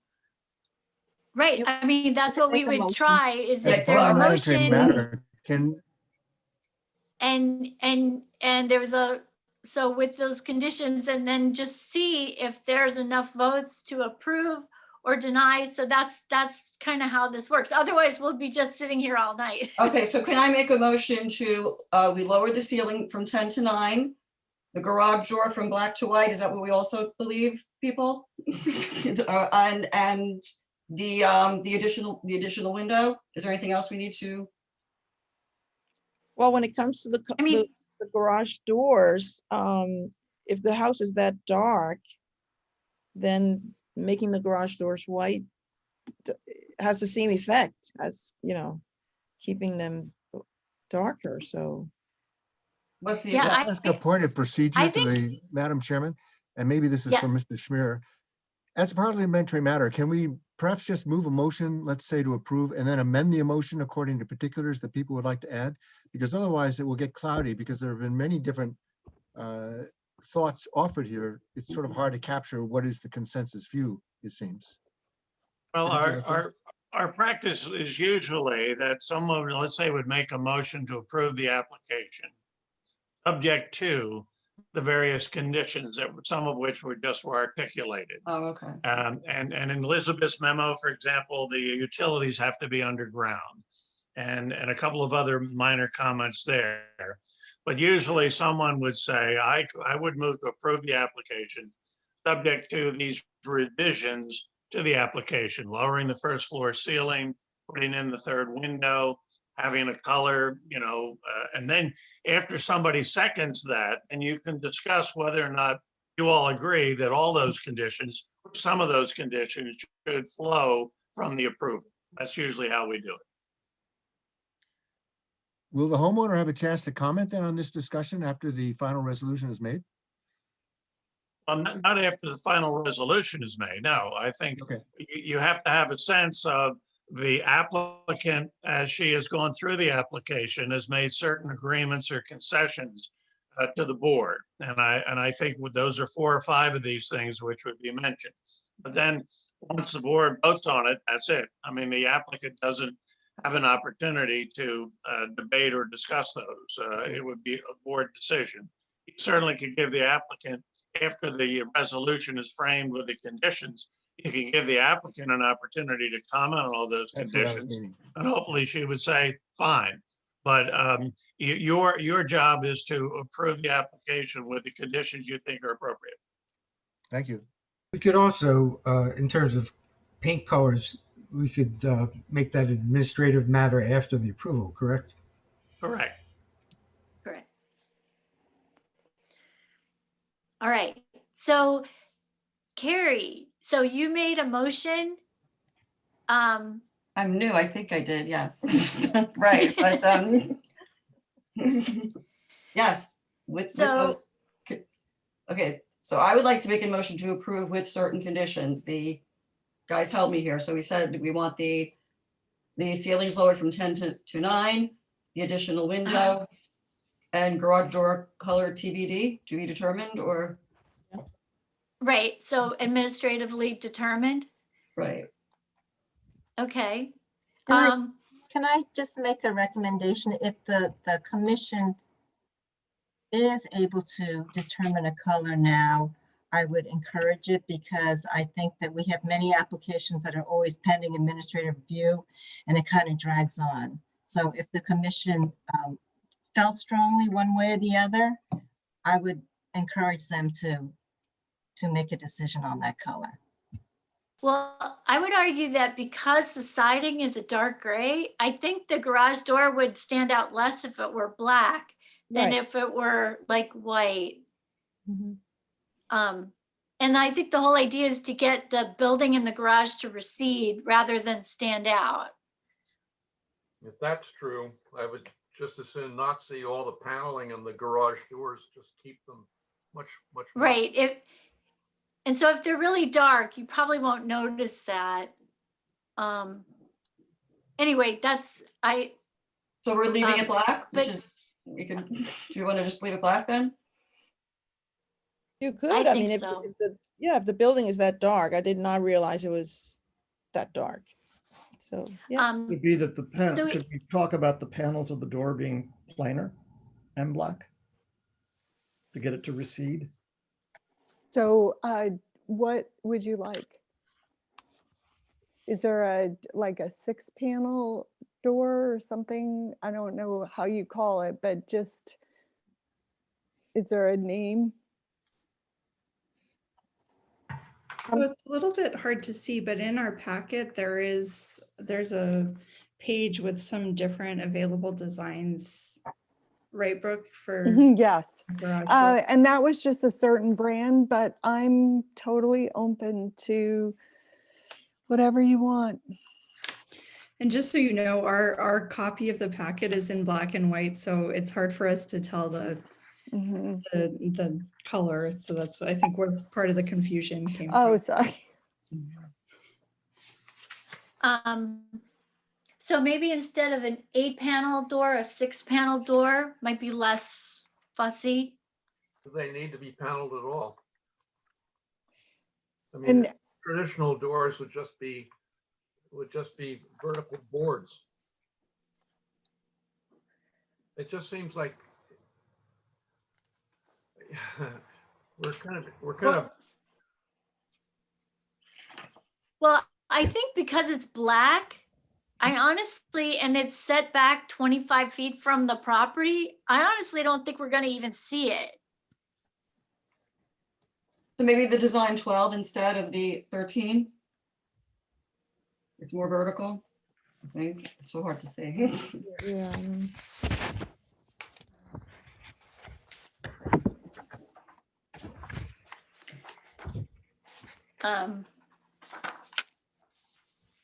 I mean, I'm okay with that. Is there? So Elizabeth, are you clear on which one we're talking about? No, I'm looking, you're saying number Yeah, two. Brooke has design 13 circles. I'm assuming that's the one she wants to go with, correct? So it's 13 and then it's 24 on the other page. You see that? But it doesn't have to. You tell me what you want. Okay. The windows just kind of break up the space. Mhm. I mean, yeah, you need windows on it. Can't really see 36, but that might be a good option. It's really hard to see. Oh, 36. It looks like Yeah, there's it's a 4 panels. slightly larger square. But if she wants windows, will that work with it? Well, the windows are on the other page. Right, but I mean, yeah. Well, design 11 might be. Yeah, design 11. I think 11's better, yeah. Narrower, you know. So, a little sleeker. And maybe So with- like 11 and like 13 or something, like something for the windows, something that's less divided. well, rec 11 could work with it. It's glass and that's what she wanted. So she gets, Uh-huh. you see that? I think 13, the glass works well. That's what you were talking about, Julie. It's less. Yeah, that it's it's just less divided a paint, little yeah. bit. Mhm. All right, so 13 for the glass and 11 for the door. Yeah. Yeah. All right, and then paint it black and any other, and then the utilities go underground. And we approve the lighting as stated, and then what about the landscape? Do you think we need a separate landscape plan? Or are just boxwoods, is that enough? Are they English box or American or They're American boxwoods, the really neat ones that are trimmed and separated. Just to put that, we're talking about in front of the new duplex by the porch. And around the condensers on the existing house, historical house. So the size would be the size of the condenser, high enough to block the condenser, And the size for the house would be to block the concrete part sort The of exposed coming up foundation. towards the window, the two windows. Do you see that? Mhm. I'm a very simple person. Ed and Julie, just for consistency, we usually don't just do it here. Don't we normally make some sort of requirement? Or I just don't want to be inconsistent with how we've treated others. I mean, I understand what we're talking about. I get it. I mean, I like the plan. But do we normally ask people to come back with that?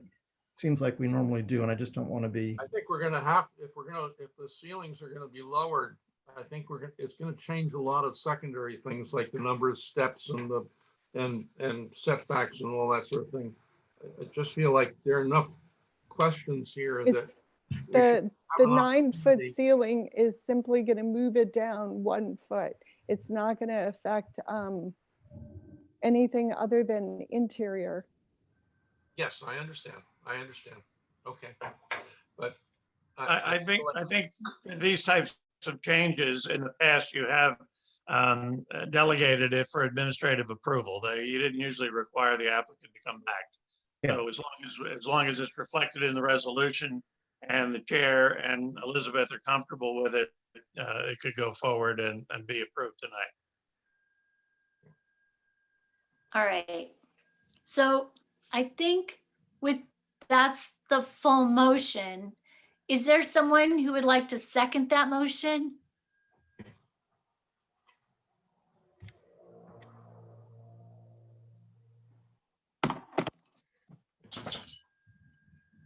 I guess since I made requests. I did the first motion, so I'm done, right? Yeah. Yes. You are the mover. Yeah, There needs so to be we a just second. need someone to second the motion. Before I offer a second, do I understand then the motion to be that the ceilings will go from 10 to 9? There'll be an additional window. The garage door color will be black. The garage door panels will go. The utilities will be underground, and the lighting is as stated in the proposal? Right, and the Well, landscape would be, the landscape would be approved administratively. Julie, just to clarify, there was no lighting. So Brooke did give a description, so I would recommend that information be provided as part of the updated drawings and plans. Right, right. And then the other thing I'd like to let Tom know is I think that as an alternate, I'm not sure you can second the motion. Okay, that's fine. So Just trying to clarify. we'd have to have one of our regular members second that motion. That's fine. Before we do that, can I just ask a question about the window, the third window above the garage? Did we sort of specify what we were looking for there? It's just a third sort of equally spaced window of the same kind? Is that what you were talking about, David? Yeah, I don't know what the architect will say that, you know, to get 3 in there, he would prefer a little bit smaller scale or something. We'll keep it the same. I don't know that. We'll keep it the same. We'll figure it out. We'll space them equally. I think you have to take a look at the interior because Right. the size of the bathroom precludes having a window in the middle. So we'll just rework the interior, which won't affect the exterior. I do have a picture of the lights, if you are able to look at them and decide if you like them. I don't know if you can you see that? Mm-hmm. Yeah. There, yeah. Where are those going? And it's let me show you the name again so that you can see it. They would be 2 on the garage and that's it. Just 1 on each side of the garage. This is what it says.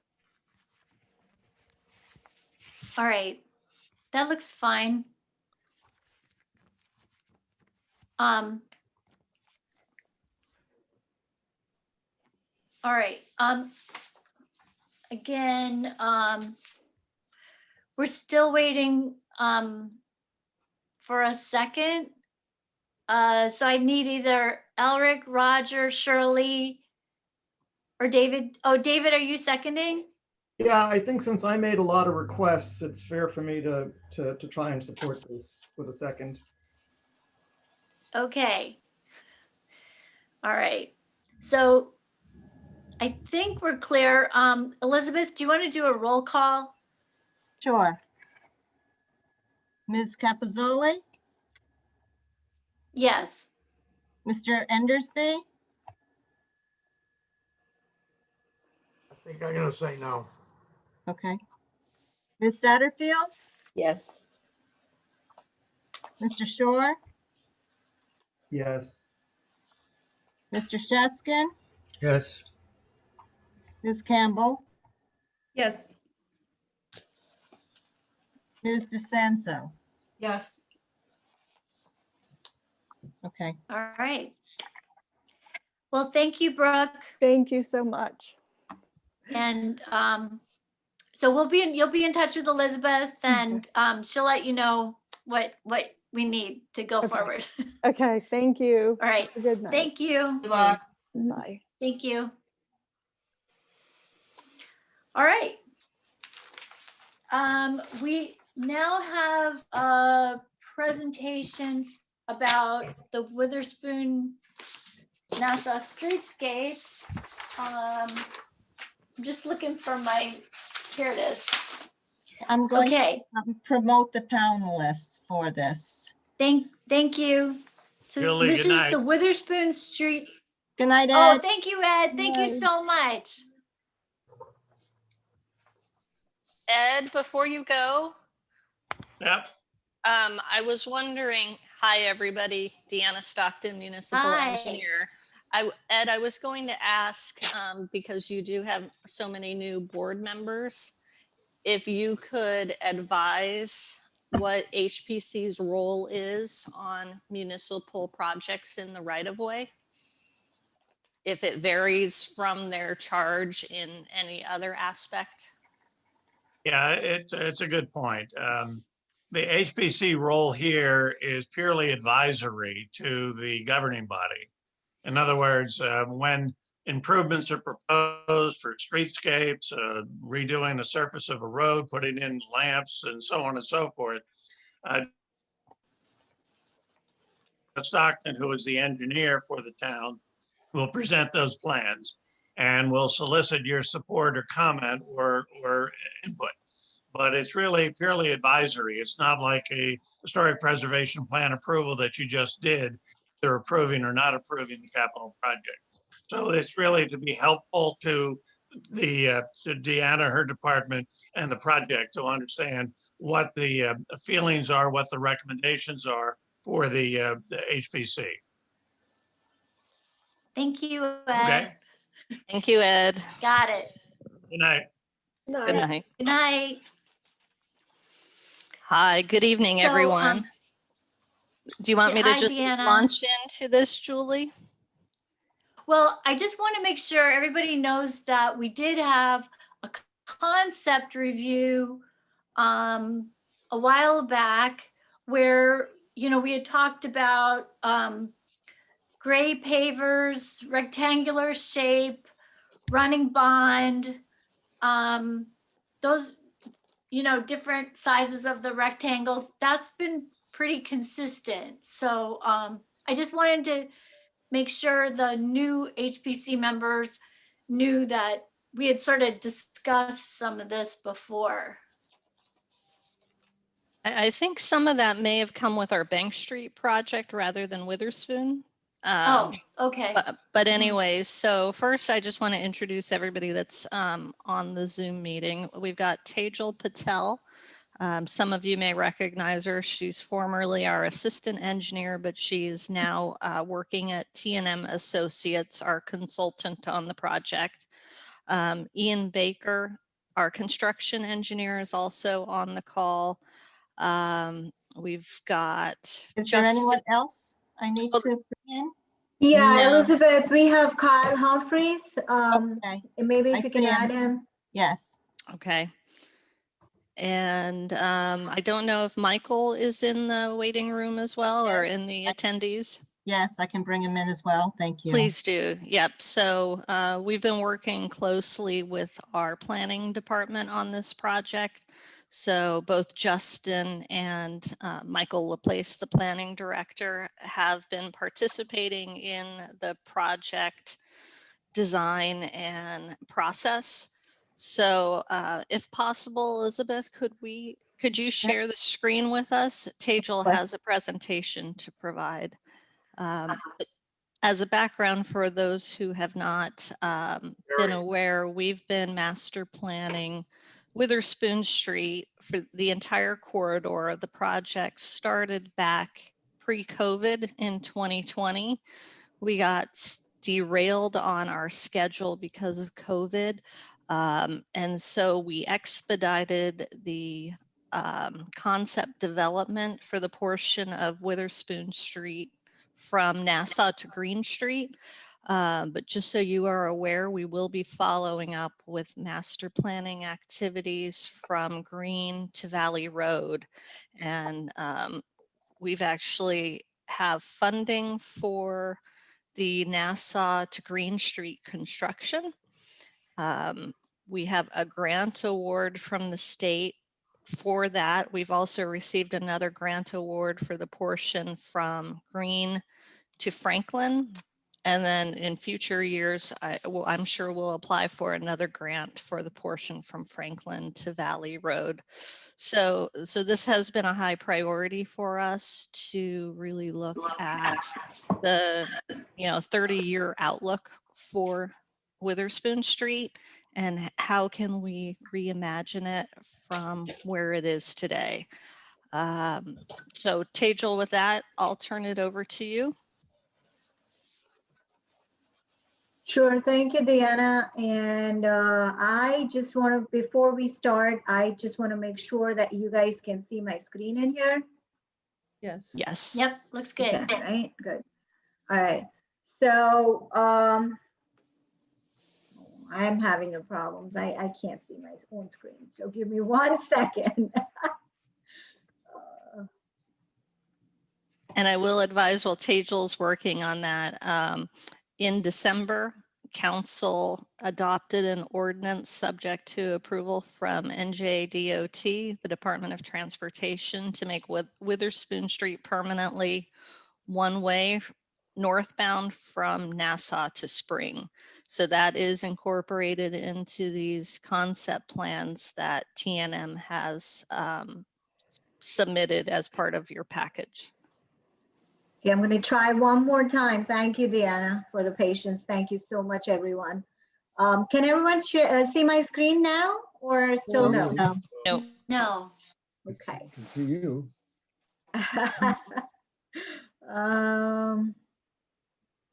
Let's see.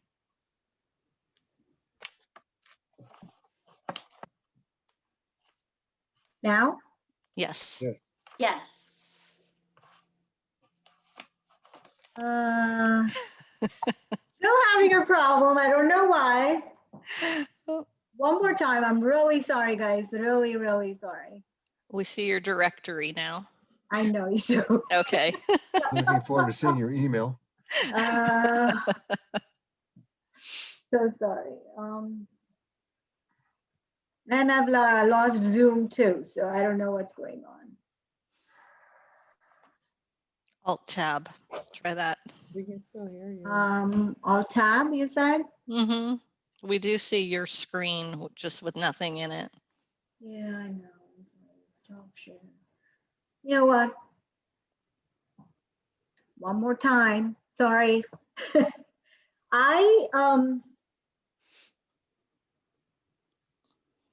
Before we dive into this whole PowerPoint stuff, I just want to make sure that everybody knows that TNM has a group of people. I'm Tejal Patel. We have a group of people that will be working on this project. Currently, I only have Kyle Humphreys with me. He is, okay. Can you see it now? Yes. Yes. Good, I got it. So, sorry, it took a few iterations. Hello and good evening, everyone. I am Tejal Patel. As Deanna said, I'm the group manager at TNM Associates, managing this project. We have a group of people that will be working with us as a team. We have structural engineers, we have storm sewer engineers, we have lighting engineers, a lot of other people, because this is a very good and a complex project. And currently under phase 1, we will be working on roadway improvements as well as storm sewer improvements between Nassau Street all the way to Green Street, like Deanna said.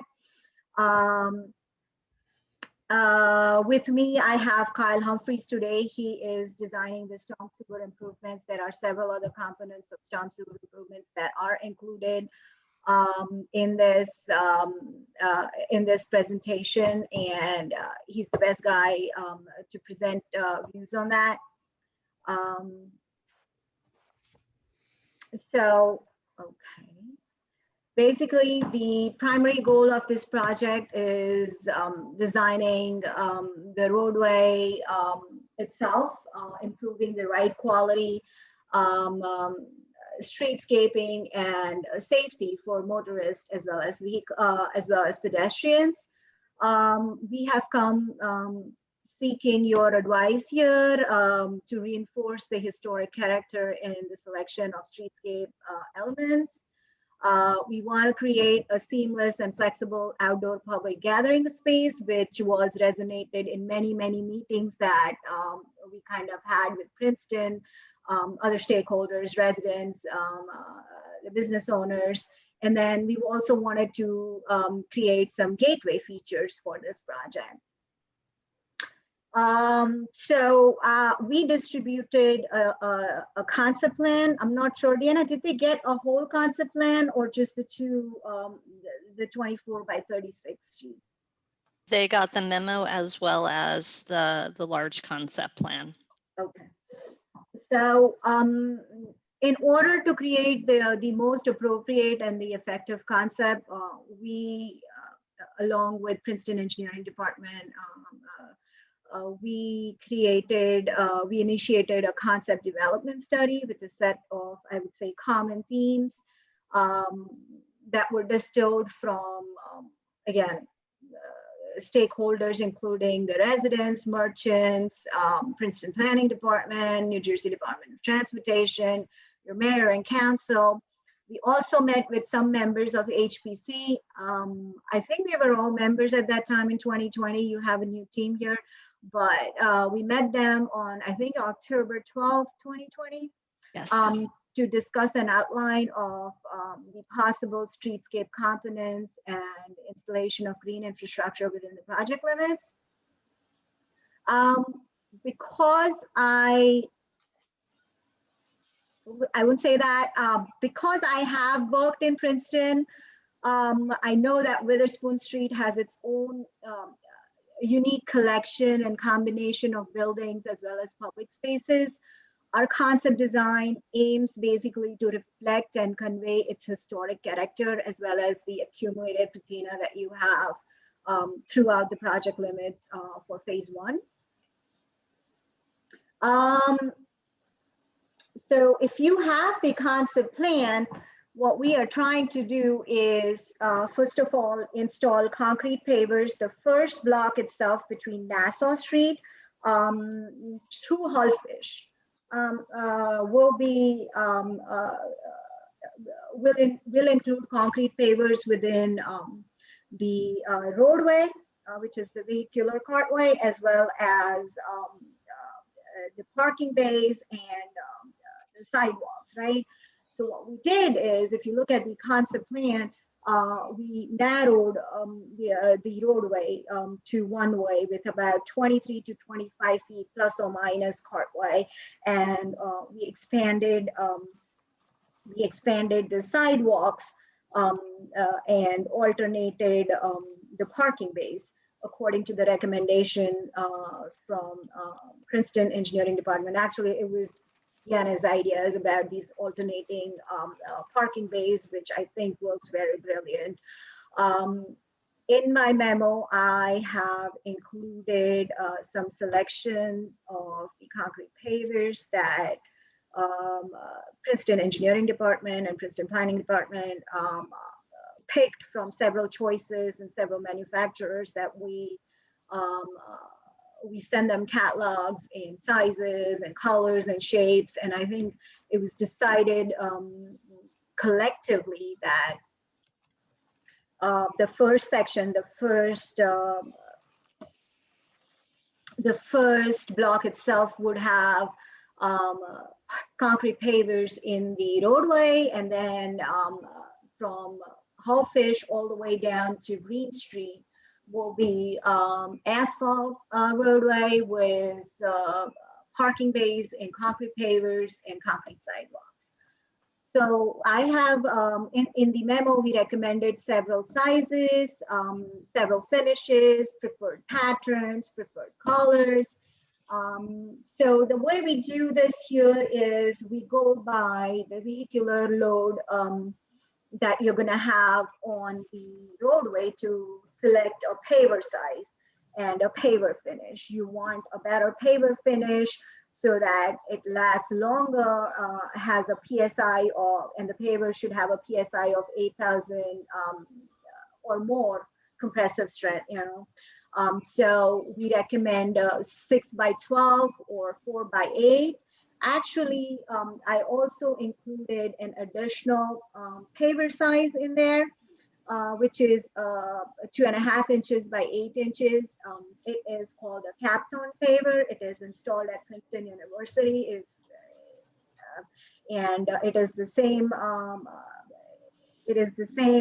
would say, size, same look. It has a slight shine, and it can be used in the roadway section of Witherspoon Street. I would recommend that you guys, if I don't know, I don't have access to Princeton University, so I can't go see, but if you guys can go take a look at it, we recommend the Capstone pavers because it has a compressive strength of 14,000 PSI, over 8,000 PSI for normal roadway pavers. It has a slight shine, but it gets dull over time. So I have included in the project catalog that paver size with the colors and all that stuff also. The next one that we wanted to discuss are the tree grades as well as green infrastructure. We are going to install tree grades in a continuous line with 40 feet center to center spacing to establish, I would say, a visual rhythm and a canopy along Witherspoon Street. I want Kyle, you're there. Can you just shed some more light on our concept of how we are going to install green infrastructure and other components related to landscape? Great, yeah, hi, thanks for having us out. So the idea of the green infrastructure is to provide a more modern approach to handling the everyday storm that happens throughout the year, while providing some detention for the larger ones, providing some water quality that's not out there today, so we can clean up some of the water that's going downstream and impacting the creeks downstream. So what we're trying to do is provide a modern solution and some beautification, as well as what Hazel said, incorporate some of the shade trees with the tree grates. And our main green infrastructure will be these planters, as you see on the sides. What you can do with those, they have filter media in there. There's opportunities to plant low and decorative trees, low ground coverings. We've worked with the Princeton arborist to get a list of plants and tree types that are suitable for those wet planting conditions, as well as fit with what's been out there, what works in the town, and what the maintenance crews can handle working on. if you look at the bottom picture here, that's kind of what we're going to go for, is a low curb, low profile with kind of access to the parking areas, little cut throughs for pedestrians, for the, the future use of the road. If, there's an event or something, it'll all kind of feel like one open plaza, kind of what you see on the top left. The curbing will match the granite curb that's out there. And what's going to happen is these will all be connected underground to provide storage, and they'll connect into the existing system, and that'll be updated as necessary, since the stormwater regs are changing, probably more for the better in the long run for handling cityscapes and full impervious areas. So we will make those necessary changes as we go forward with this development. All right. Kyle, we good? Yep, thank you. All right. So next up are the bicycle racks.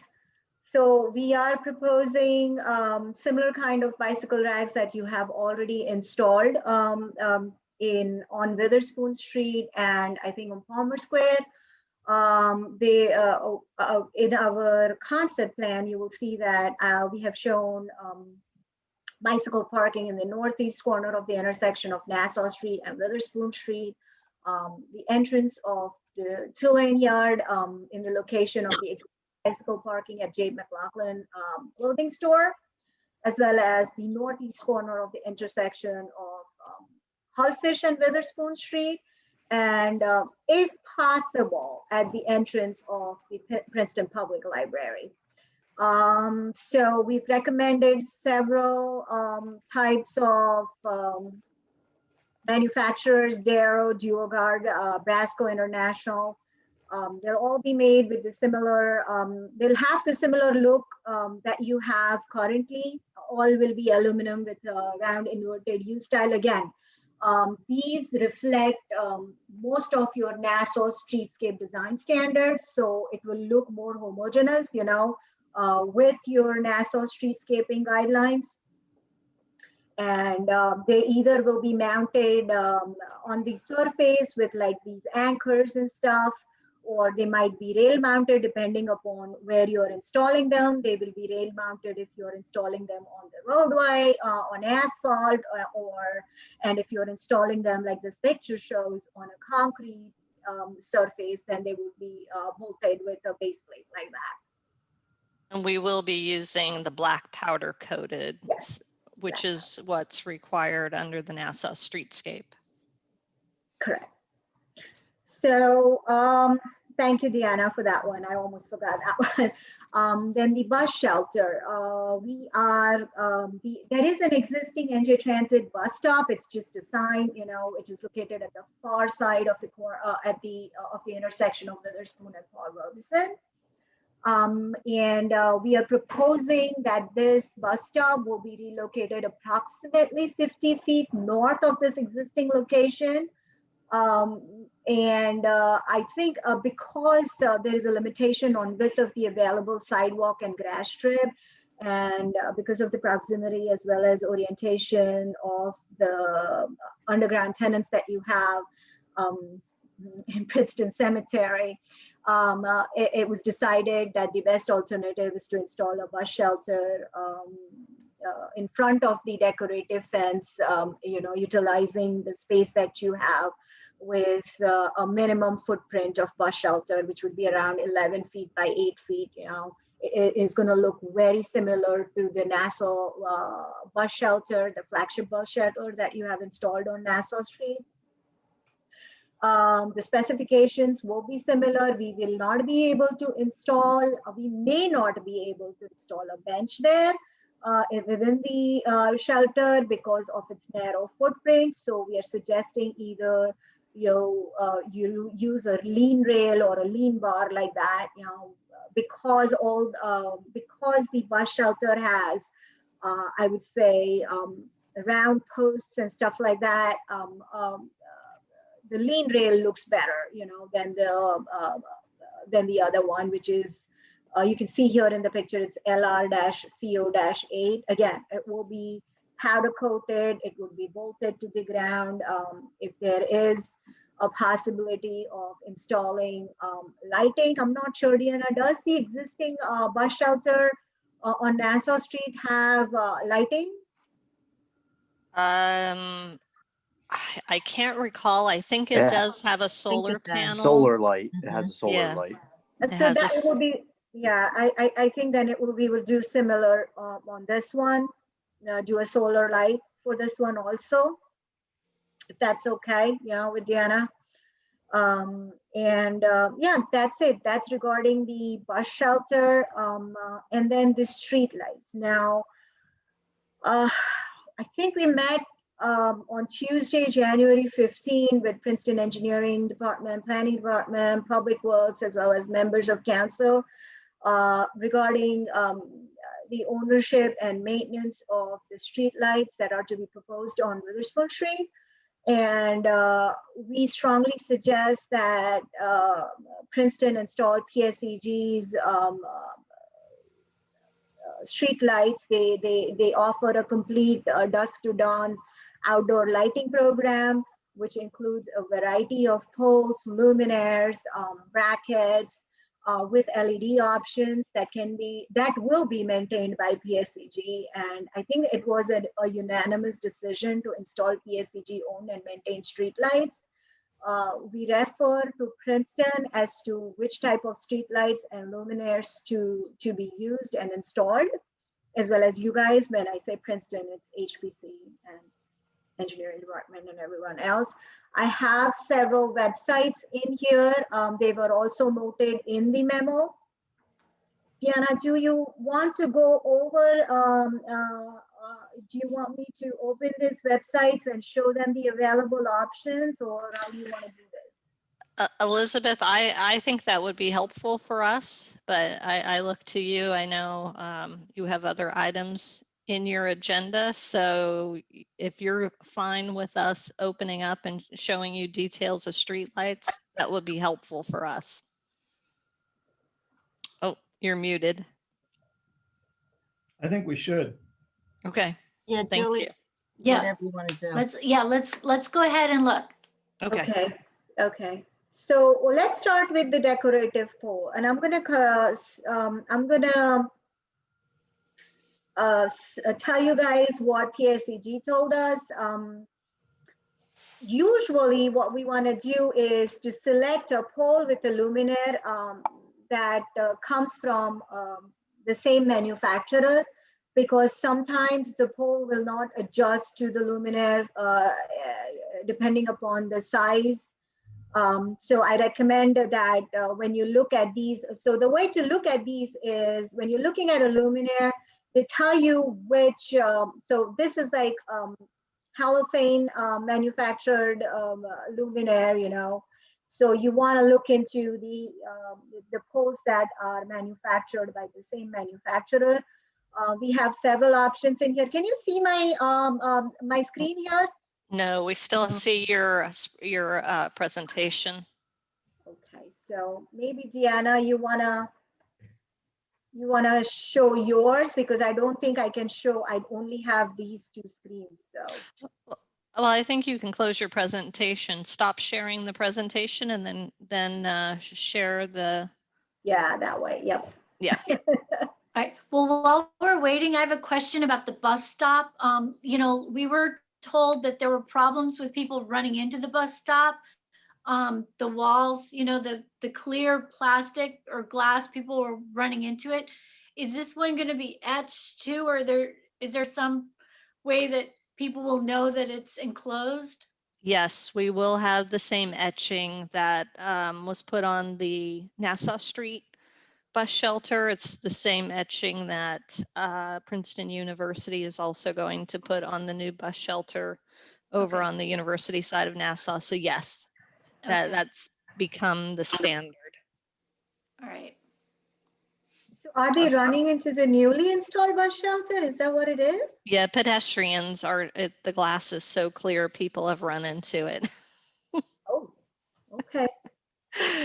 Okay, we can see your screen, Tejal. All right, no problem. So first off is Hadco Luminaires. You have several options in here. I am assuming that we were told to use somewhat of a modern luminaire as opposed to something that is for historic. Is that correct, Deanna? Julie, I'll Yeah. give that back to you. That was what we heard in the October 2020 discussion. I mean, I think for the most part, you know, the concern is the being harmonious with with Nassau Street, and you know, but certainly we aren't attached to any, you know, historic, imitating an historic pole. I don't know, maybe other members want to weigh in. David, Elric, do you remember this discussion? Simpler was better, I think, is what we kind of came up with. Yeah, no, Yeah. and if you go by the Secretary of Interior standards, channeling Robert von Zumbush here, you have to you stay away from the faux historical stuff. Correct. Mhm. Good job, Rob. Right. We've always preferred simple. Yeah. Can I just jump in for a second? Hi, everybody. Just keep in mind that, you know, Princeton, particularly downtown Princeton in the historic district, has had lighting fixtures at different points in its history. You know, for a long time, there were poles from the 1920s and the 30s that public service put in. And then the borough put in the fixtures that we have right now, the ornamental ones. I guess they put them in the 1970s or 80s. I'm not sure exactly the time. So you do have some flexibility here. Another thing I would just point out, because I've done a lot of these projects, you want to stay away from the poles that are too skinny, because then the proportions of the pole to the globe head look really odd, like kind of gives a top-heavy lollipop flimsy kind of look. So something like I did the project in Montclair. You can see this fixture here. The Montclair was very similar to the poles that public service had used in the 1930s. That's why we selected it. But you can see it has a certain thickness to it. So just you want to think about proportions and how the pole relates to the top light fixture. Yeah, that's a good point. It'd be nice to see it with the light together. Is it easier, Tejal, if you go back to the luminaires? Are there specific luminaires that are more appealing to HPC than others? I'm going to scroll down really slowly then, right there. Mm-hmm. So this one's like for historic, I would say. I don't know.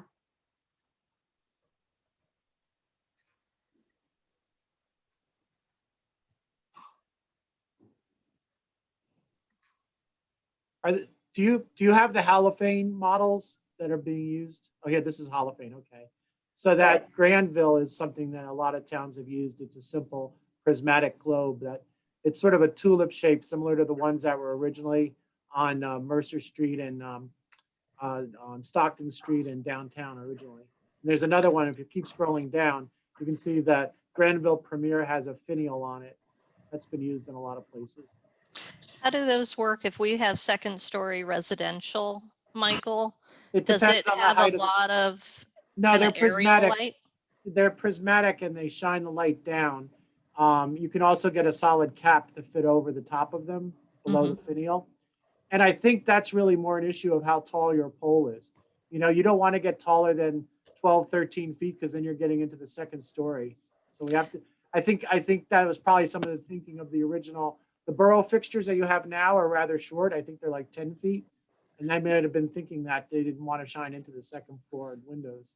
Right, but we've also discussed having the ability to put banners on the poles. Yeah. And so do they need to be taller than 12 or 13 feet to have the banners? It depends on the size of the banner. You can have smaller banners. Some downtowns will have 13 or 12, 13, 14-foot poles, and then they have a smaller banner. And sometimes the banner's over the sidewalk instead of over the street, so it doesn't hit vehicles. So there's a lot of ways you can do it. If you want the longer banners, like almost the size of the ones that the university does, then you of course need a much taller pole. And Deanna, if my memory serves me right, for the Bank Street presentation that we had with HPC, they did select the Granville.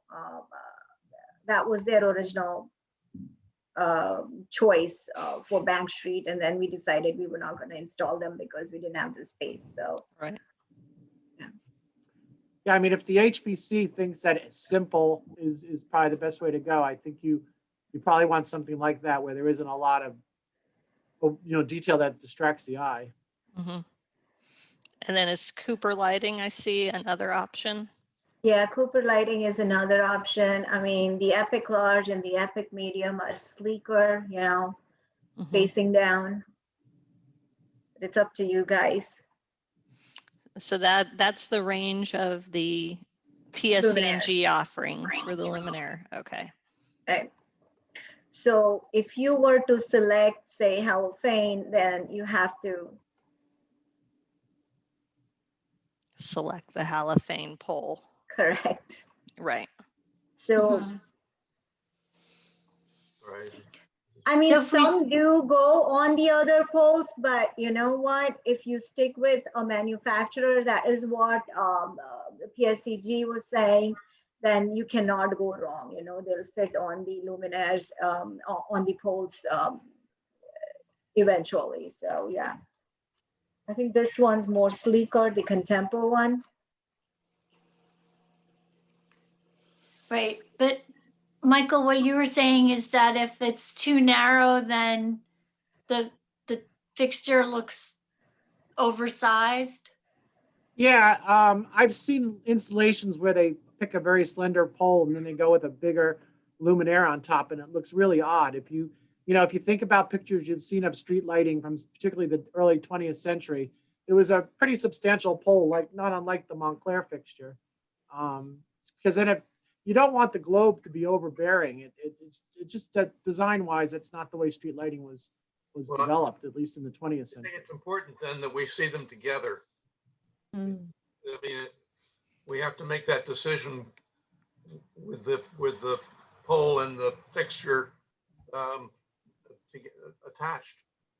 Yeah, I think I gave the team some pictures of the ones actually in Westfield. They use the halophane fixtures. They have the I think it's the Montclair pole with the Granville globe, so we could share those pictures with you. I have them. Yeah, that sounds good. I was going to say, if there's other luminaires that are appealing, we can do that as well. I don't know that we can do it for every variation. So if you can help us narrow down, and I don't know if you choose first with the pole and then select the luminaire, or you start with the luminaire and then choose the pole. Michael, can you give any guidance on that? You have to do both. Okay. So there's no way to narrow it down. Yeah, I mean, you could mix and match, but it would be great if we could give the commission maybe, some examples of globes and some samples of poles, and they could maybe see how they work together. I just know that like in places like Montclair and Westfield, they really like the look of the Montclair pole with the Granville globe. It seemed like a nice classic solution. The proportions seem to work as well. Speaking of proportions, Trying to find the email that you sent us, Michael, with that picture, and yeah, I'll try to resend it to you now. A minor consideration, but don't we have one or two DAS poles, the cell phone poles that are coming in as well? We ought to try to coordinate whatever the heck they look like with these light poles. Yeah, I think we're going to always have the combination of what you see on Nassau Street now, which is you have very tall, slender Cobra heads with the sort of elegant sort of arch over the street. And the ones that are coming in with the 5G are very close to that. And then the lower pedestrian lighting is what we'll be filling in. Did you say that's correct, Deanna? Yes, and we do still have the 4G installation over by Griggs Corner that will require potentially some relocation. And And there was another one coming yes, close to Mamoons and Olives, or right across the street from that. I can't remember what we correct. decided. Right. And with the 5G, we've also been advised that those are maybe more temporary installations until the 5G infrastructure on phones and other structures increases. But yes, we will definitely look at what was approved for Mamoons as well. You said a couple of things before that I'd like to reinforce. One is the height of the poles. And I think that if we could identify, you could photograph specific ones that we can kind of get a feel for, that are say 12 feet or 10 feet, 12 feet, 15 feet or whatever. Secondly, and this it would also, so we can get a sense of the proportion of the pole and the lamp.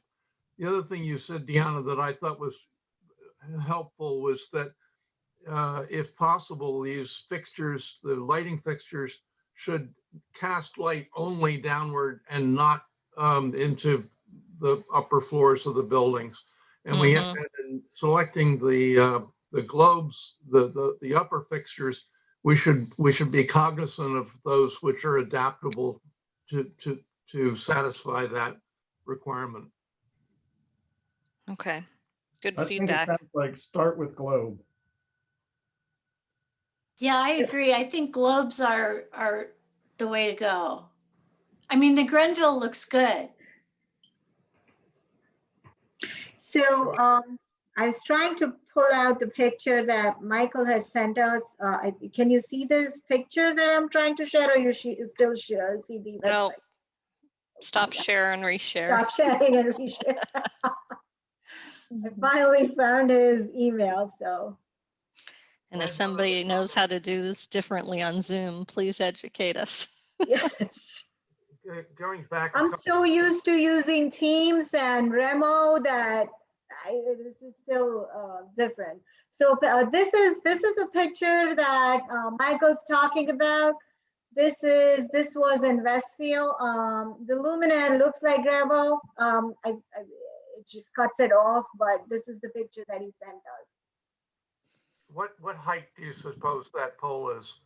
You know what, our lighting engineer will decide according to his calculations and the cut sheets that we get from the manufacturer itself. But I think he was saying somewhere between 12 to 14 feet. And this one looks 14. The fixtures themselves, are they all the same? Is there just one size for each of the designs, or are there different like 12, 15 to 18 inches, depending on the size of the fixture of the unit? I'm not making myself clear. I'm sorry. No, I did not get the question. If you could repeat the question. Or small, medium, and large for the fixture. Now they're, I think, one size. I don't think they're available in different sizes. Okay. And I can confirm, but I'm pretty sure 99.99% they are one size. Okay. I think they're one sizes too. Well, I think it's interesting. Michael was saying, I think that's the Montclair pole. And if you look at the drawing, it looks kind of heavy, but if you look at the picture, it looks quite slender. Correct. Here's another image from Michael showing the pole. Sorry, yeah, I was across the street at night. Yeah, I didn't open that one because it looked, yeah. Yeah, I sent you a few more. This gives you an idea that can also accommodate like flowers and some other decorative things. There's also an outlet at the top on the sidewalk side for holiday decorations and special events. And the person who lives on the second floor, that light won't disturb them. Is that correct? I So think what go ahead. I think the way it looks right now, it is a little bit deceiving. It's not that bright if you put in the LED. Mhm. But yeah, I mean, if it's that high, then yes. So typically when you have light fixtures, they have different cutoffs, which you could actually have it going 4 ways, 3/4 of the way, or half the way. So it depends on which cutoff design that you integrate with the fixture. Yes, and you know what? Our lighting engineer is going to look into all these things. They do this on a regular basis. We just need a selection of a pole and a luminaire. Once that is done, we'll do our due diligence on our end to make sure all these concerns are taken care of. Well, I think the Montclair pole looks good because the other poles were narrower. So I think the other poles would be too narrow. I like the Heritage. It didn't look that narrow to me. The one that before it did. Yeah, I mean, I don't know. Can you share, sorry, Tejal, can you share your? Yeah, I'm looking, yeah, I was. The only thing that I would like to see is actually, it's hard to see what the samples that were provided, what the top fixture looks like, because one it's cut off and the other one it was illuminated, so you actually couldn't see what those dimensions were proportionately to the pole. So the Montclair looks a bit more ornate, I think, in this picture than the Heritage. If you look at it, I mean, that's me. To you guys. What we could do, Tejal, is work with PSE&G to put the Granville fixture on both of those poles. Okay. And provide that. A good idea. Yep. Because they're made to mix and match, so they all fit. Right, and then. Oh, sorry. Oh, go ahead. I was just wondering about the classic fixture, just the base of it is a little lower, which gives more uninterrupted pole. I don't know if that affects banner versatility or anything else. That fixture I've noticed has been used a lot as sort of a default selection by a lot of towns. And I just find it to be, it looks very spindly. And out in the environment, it looks very skinny. You know what? I think they select the classic one because it is available. I think it is available all the way to 18 feet and not 16, and the rest are up to 16 feet. That's why if somebody needs a taller pole, you know, if you're walking on a boardwalk or something, then yeah, classic or classic 1 or classic 2 is more used.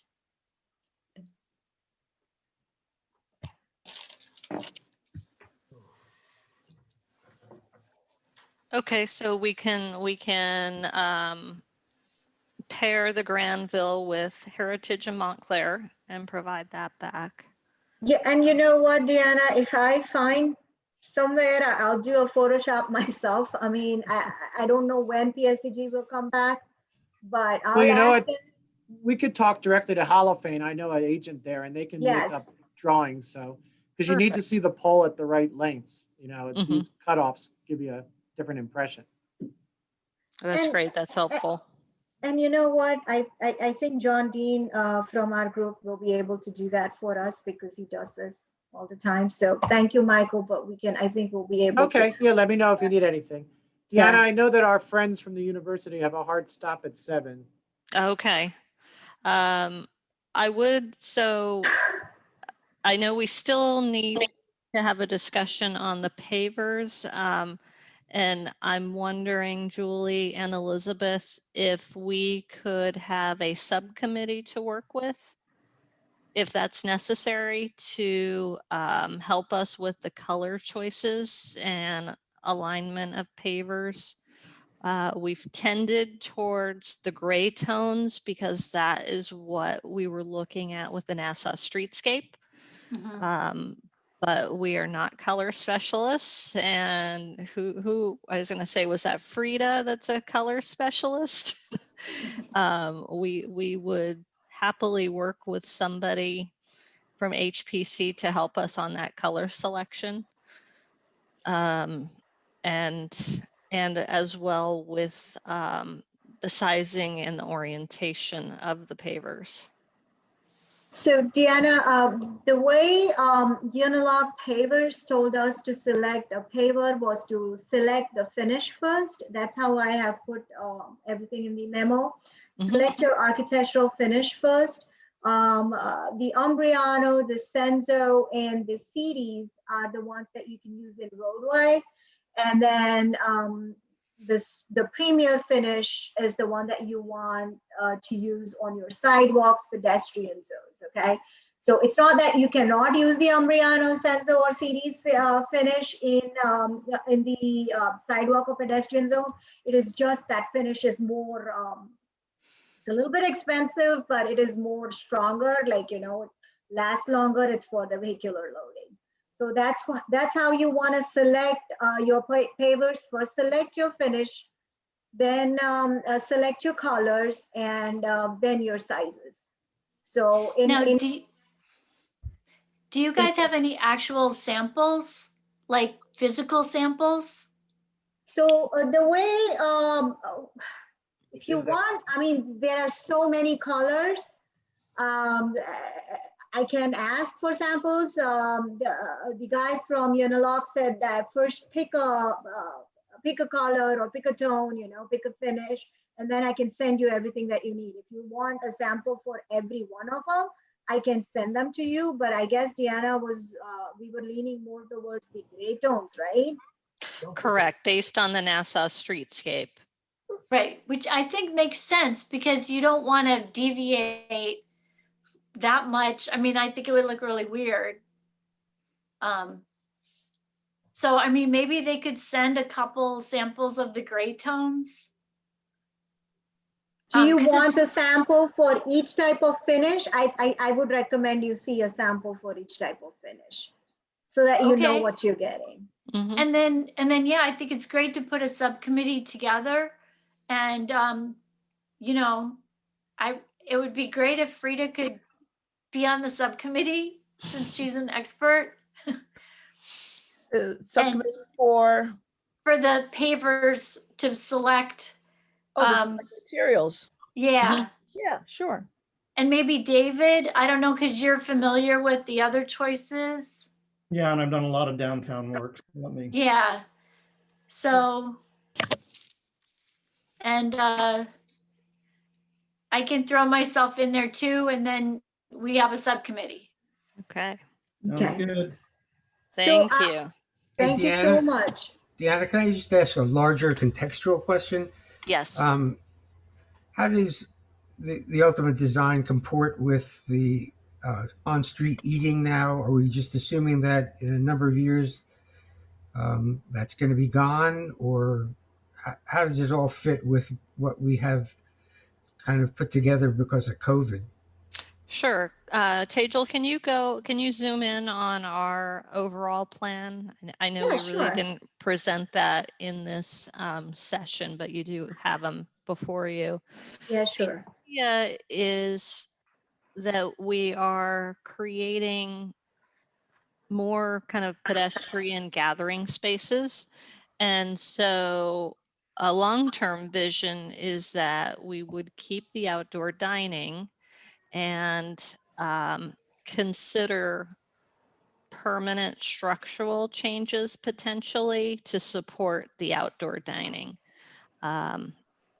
So what I mean in those terms is that we would be looking at the outdoor dining to be next to the building rather than closer to the roadway as it is now.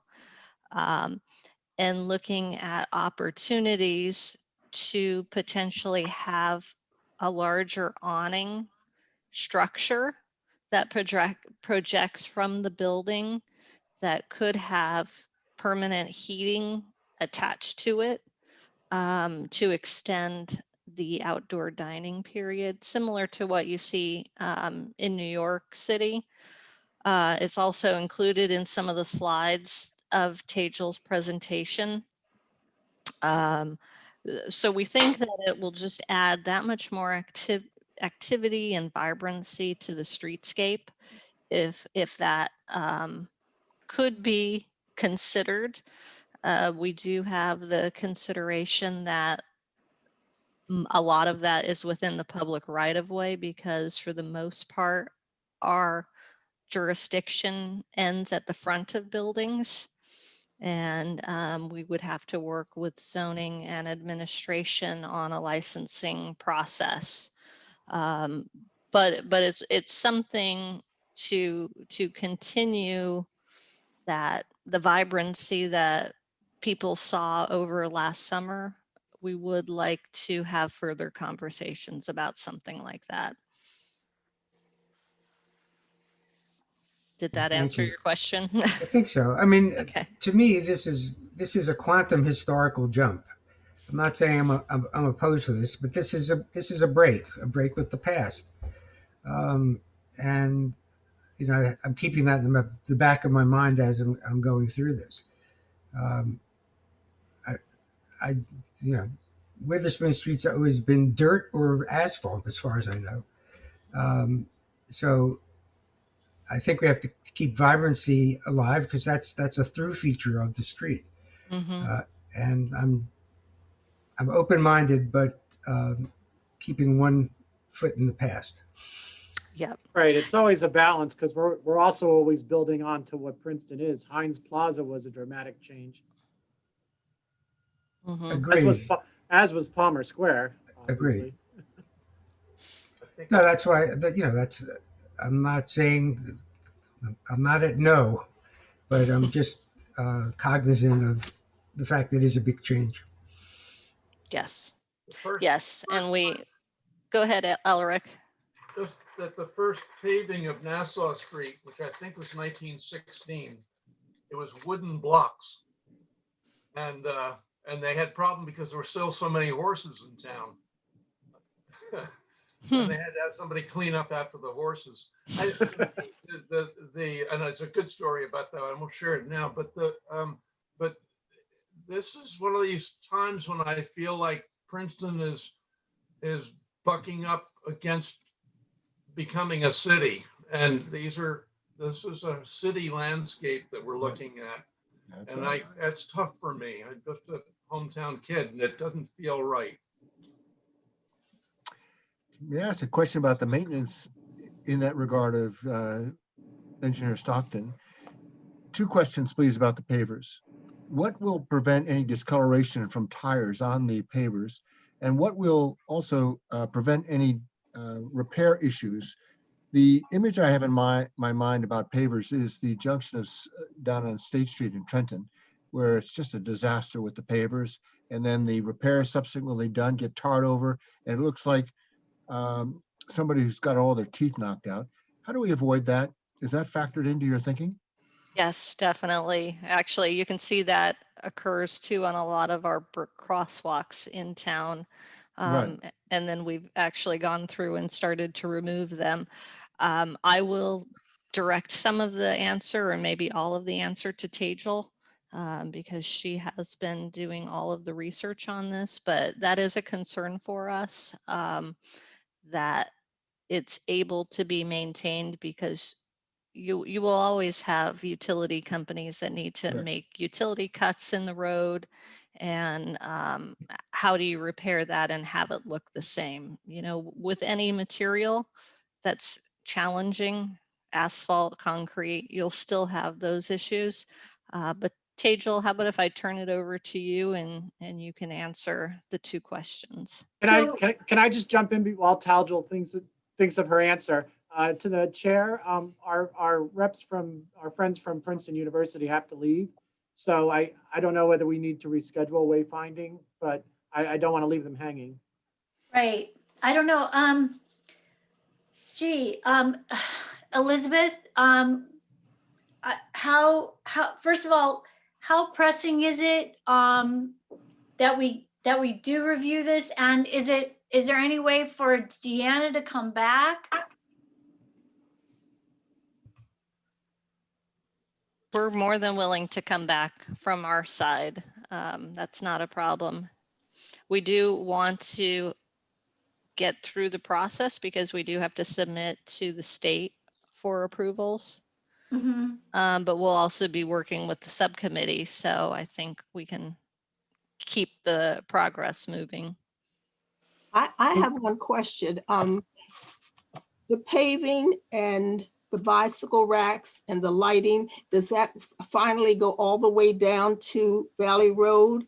Or is it going to be a separate thing from Paul Robeson Place down to Birch Avenue?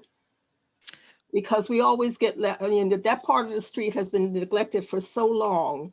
And there's one Witherspoon Street, but there seems like there's two once you cross Paul Robeson Place. And I just want to know that whatever you do from Nassau to Paul Robeson Place is going to be the same as from Paul Robeson Place down to Valley Road. You want it to be the same? No, I don't, but we have to have an approved. No, I think Elric and I see it differently because we know that it's becoming more trendy than historical. But I just want to know what you're going to do when you start coming down to the Witherspoon Jackson community. We have not decided on that yet. We want to go through the public process. We want to go through the public process, Shirley, and meet with the neighborhood and determine if all or some of these components can transition into the Witherspoon Jackson Historic District, or if we have to have a somewhat different palette. So that's the problem. There's always a difference. Once you get into the Witherspoon Jackson community, there's always a difference. And it'll be done when I'm dead, but I just want to realize that we need one Witherspoon Street. we have grant funds, so that one's going to move ahead. Don't worry, Shirley. But Julie, how do you want to handle the university's wayfinding concept? Yeah, let's see. I mean, they're all here. I'd like to go ahead. So if we could jump over to that, I think that would be the best thing to do. We're only going to talk to them for 5 minutes. Let's see, Michael. Michael, you're saying Yes. the university, they have to leave at 7 o'clock? They indicated to me that they have another meeting to go to. Oh, well then that's no, then. Do you want to bring them I'm in sorry. and discuss? Do you want to bring them in and talk to them about it? No one's there. I guess they had to go to their meeting. They had to go. Oh, no. All right. I don't have anyone in the public. It was Kristen, it was Kristen Applegate and I Ron saw- McCoy. I saw them at the beginning, but there's no one there now. Well, I think we have a bunch more questions here that we should just kind of work through if we can. Yeah, we still have questions here. That's fine. Fire away. I was Oh, going to say we sorry. need to go back to Tejal's answer, but Justin, you have to jump off for the Bike Advisory Committee, correct? Yes, that's correct. I just wanted to add to your response to Ms. Satterfield's question. Right now, the pavers are only going to Spring Street because that's one way. So that'll kind of lessen, it's not going to look like at Paul Robeson, it stops and demarcates Witherspoon Jackson and downtown. The pavers are really the one-way section. Right, but we are continuing the pavers in the parking lanes and on the sidewalk to Paul Robeson. Mhm. And possibly to Green. Is that right, Tejal?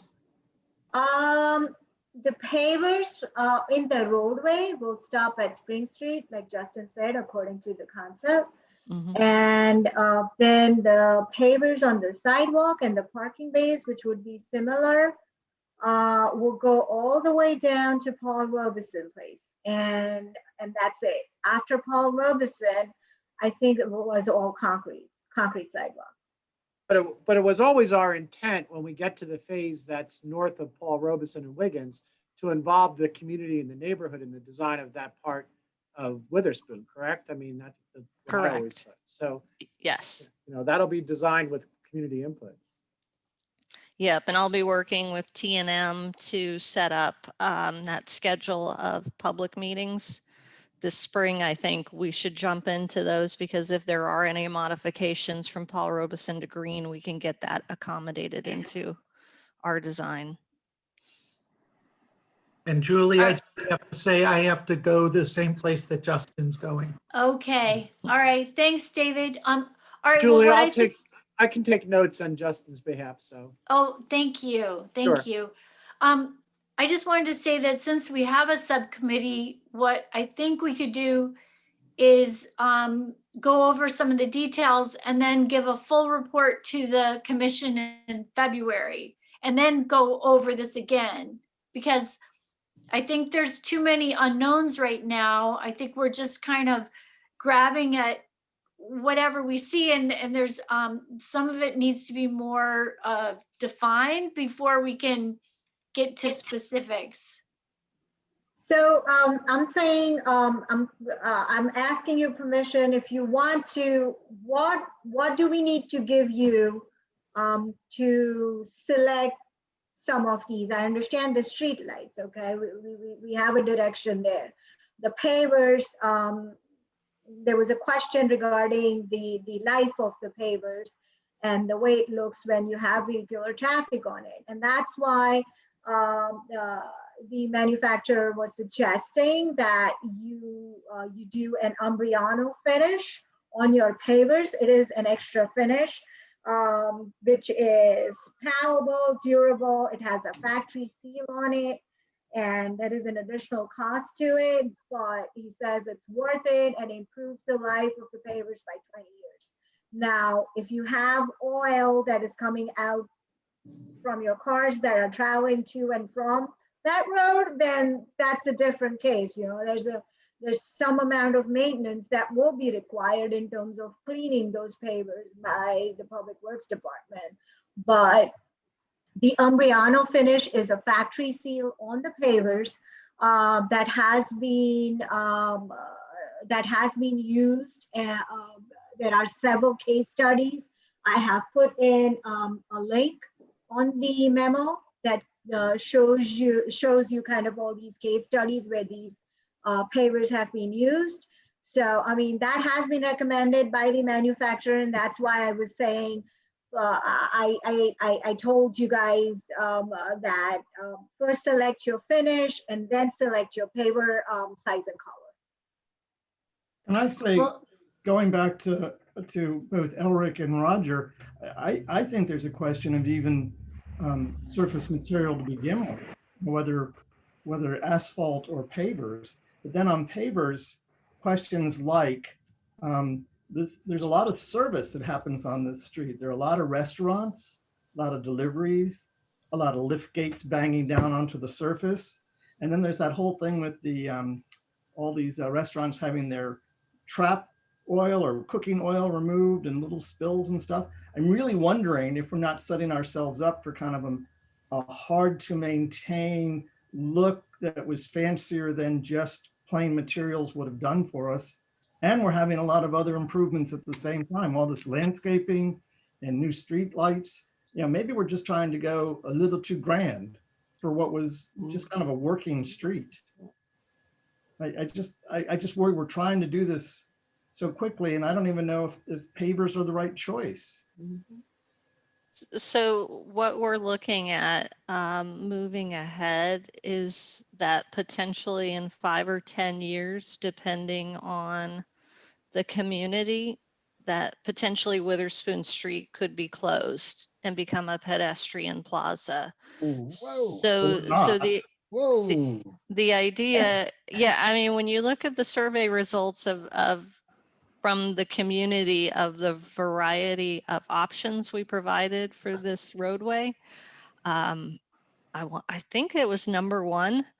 And but we understand that we are not at the point right now to close the road. The idea is that potentially we could build up to that point where you could have closures on Sundays for different activities, or you know, in the summer make changes. So the idea is that you have a homogeneous material that spans the space. Maybe you make it look different in color or in pattern, but that, I mean, we've been advised that we want to remove as much vertical grade difference between sidewalk and the roadway. That's curving, surface and Right, but take out curbing where we can, or put it on the backside of the green infrastructure. Again, to make it a flexible space. The key term that we have been guided by is making this a flexible space so that it can be transitioned into, say, maybe more pedestrian usage than vehicular. Yeah, Right. But I would having add service to that vehicles- we've also gotten the direction from a lot of aspects of the community that to look at the balance of how this street works. I mean, obviously before the automobile, this street was dominated by people walking, people, more pedestrian activity as well as horses or whatever. And then it was, the early 20th century when the motorized vehicles really started dominating. Right now, this environment is dominated by vehicles. And the challenge is to maybe change that balance back to where all users feel safer here and it's a more pleasant experience. Right, but how do you get deliveries in and out? Well, that's being looked at. We've been studying that for several months, so. Yep. Right. State Street in Trenton is another example of what happens when you block a street and make it a pedestrian zone. That was deemed to be a failure. So keep that in Right, mind. that was poorly designed and terribly maintained. There's a lot of really good examples. If you've been to Burlington, Vermont, or if you've been to Boulder, Colorado, it depends on how it's designed, if it's appropriate for the site.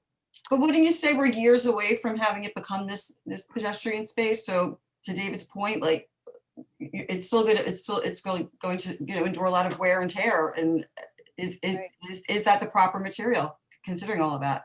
Because all of his points. And is it too soon then maybe to be putting these papers in? Take care, man. Don't. Well, asphalt for roadways. Don't quote me. Asphalt for roadways typically has about a 10-year life if you're lucky, before you need to do some sort of work on it. I mean, really the manufacturers say at year 3 you should be doing treatments to asphalt, but we don't do that in Princeton. We don't have the funds for that. So all materials have a certain amount of life, but the way our capital improvement program works is we typically don't touch a road again for another 25 to 30 years. And so now is our opportunity to really plan for a pedestrian friendly space that can become a community living room and really be a fun and creative space for people who come to Princeton to know. So it doesn't look like every other street where people are just trying to drive through the space. We've worked through all of the turning movements with vehicles to make sure that the size of vehicles that either serve existing businesses or are determined to be appropriate for our downtown area can be accommodated. We are looking. Find that a little bit.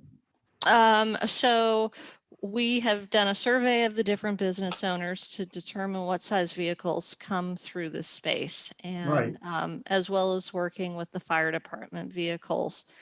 And so Tagel's group has worked through turning templates which basically show you the truck movements as they make turns at various points. Can a tractor trailer make it? It can, yep. Tagel has worked on that. We have a few places where they need to veer into the other lane of traffic, but it goes back to kind of the complete streets policy is that we don't necessarily want to make it easy for all vehicles to move through here. This is a downtown space that has a high pedestrian load. Maybe it's more appropriate to have larger box trucks rather than a tractor trailer. And right, and you're going to tell Cisco that they're going to send their stuff to any of the restaurants on Witherspoon Street to send them in small trucks? Well, actually, I think from what we've understood, all the trucks that come through here, except the mattress delivery that goes to Palmer Square, everything is accommodated. And Yes. so I don't want to design my downtown to accommodate a mattress delivery truck that may come once a month. So, you know, we're continuing to work with the businesses on that. But this is something that towns do. Towns regulate when deliveries come. Towns regulate the size of vehicles that can be accommodated. I mean, actually, if you look at our municipal codes, we've got 4-ton weight limits on these roadways. Yes, that does not address the local deliveries, but there was some consideration that we don't want a lot of through traffic of large vehicles. And so it's a balancing act. And you don't want some of those businesses. No, I don't think that's the Practical case. Everybody, we have a new environment and everybody is adapting. And like I said, we are accommodating all of the vehicles that we need to. We're not giving them carte blanche to have a 50-foot curb radius and make our pedestrian crossing wider. But we are accommodating them. And how many parking places are we taking out? I don't think between what we've done here and what we've changed on Nassau Street, I think we're either equal or we are maybe up a few parking spaces. Yes, I thought we were 3 parking spaces up, but after the final concept was, I think we are at level parking spaces. Yeah. Well, I don't think the parking spaces on Nassau Street help a delivery on Witherspoon Street. I mean, I'm very concerned about the health of downtown businesses, and I don't want to see anything that we do make their locations obsolete. Mm-hmm. That would be a really big mistake.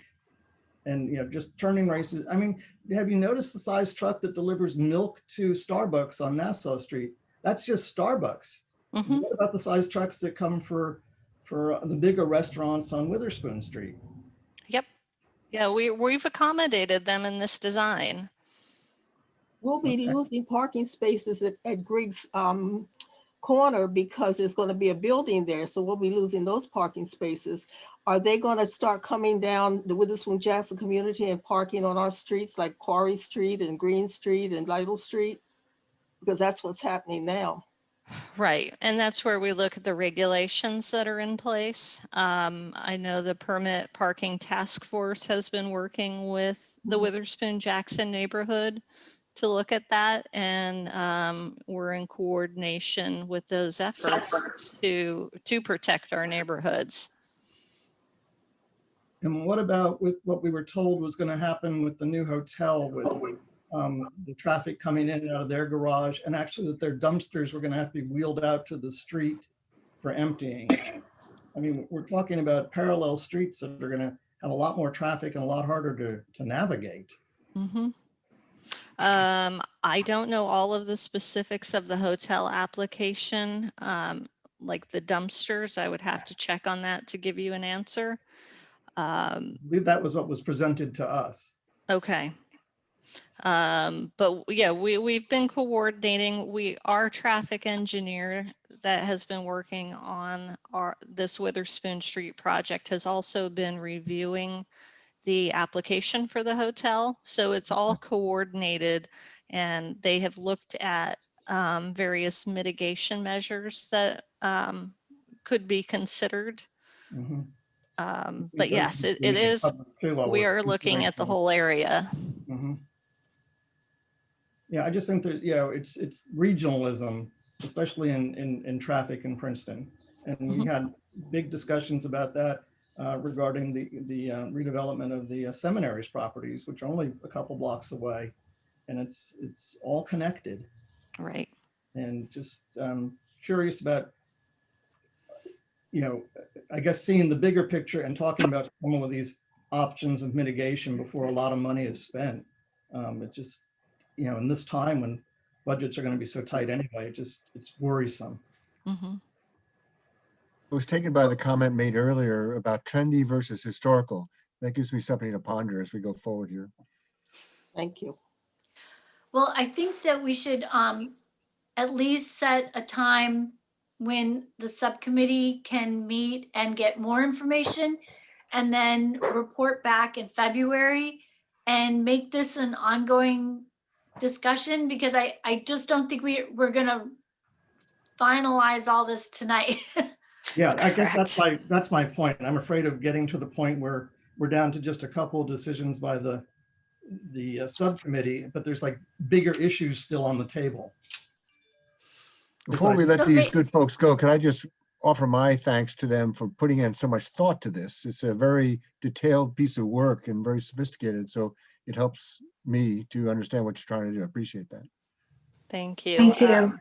Thank I you. will Along just those read. lines, Julie and I were talking about, it would really be good if we could see an elevation of what's being done on each side of the street. So we see that. We see it in plan, but an elevation would be really helpful. Or at least an elevation with the lamp posts, and then actual samples or photographs of actual samples of paving, so that it's not just a two-dimensional cut sheet. I think it would be good to see those new planters and stuff in context. Yep. Mhm. Agreed. All right. Deanna, are you interested in coming back next month for the February as a continuation? I think so. Tejal, do you think that works for you? Yeah, but I think in between, if you guys could take a look at all these things, I mean, we will collect more specific information, you know, try to make sure that you have all your samples and stuff like that. It would help us to expedite this process because, Indiana, maybe you can chime in. There is a timeline to award this project, right? And you have to go through NJDOT for permits also, right? And I think SHPO is also going to take some time to review this. Correct. So I think we have a deadline of September to award the project, actually bid and award it. Right. So is your next meeting on February 22nd? It is. Okay. Yes. Yes, I think we should work towards that date, Tejal, because it will help us hit the contract award schedule. What date was that? February. February 22nd. And Julie, I think that your thought was that the subcommittee would work with engineering and T&M consulting to get the additional material and also kind of update the commission at the meeting, correct? Correct. So if at least there's a meeting between now and the next meeting, we would have more information and we could have a more specific discussion. Okay. Sounds good. We'll reach out to David, Frida, and you, Julie, to pick a date and get it on the calendar. Sounds good. And could Okay. you include me also, Deanna? Yep. Thank you. Deanna, in terms of SHPO, and for the new folks, that's the State Historic Preservation Office. Since our role is advisory, does engineering make a recommendation to them incorporating our thoughts, or how does that work? Or do they need any recommendation? So I think, Deanna, did we do like for Bank Street, you recommend, HPC recommended it and then we wrote an application. So I think that's the same process. That's how we have been scoped to help you guys on this Correct. project. So Yeah. we'll put together the application, and then HPC provides us with a memo, hopefully completely supporting the application. We have had the opportunity once where we had two dissenting memos. HPC and engineering didn't agree. SHPO sent that back to us basically to say that we needed to resolve the differences. So we'll work closely with the subcommittee to make sure that we hopefully can avoid that situation again on this application.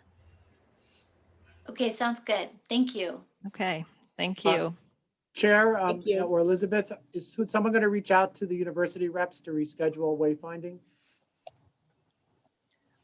Do you feel that they would like to, or Michael, you're also on the lead of this.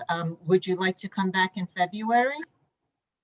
I mean, you could reach out to them and see if that's a time that they want to come back, assuming that the chair finds it. Yeah, how much did you want to cover as far as wayfinding? Do you want me to see if they can come back in February? I think it would be helpful Okay. because the wayfinding process, we want to move ahead in conjunction with the Witherspoon Street project. Okay, I'm fine with coming back on February 22nd, but it's my birthday, so expect some cake and not virtual cake. I want real cake.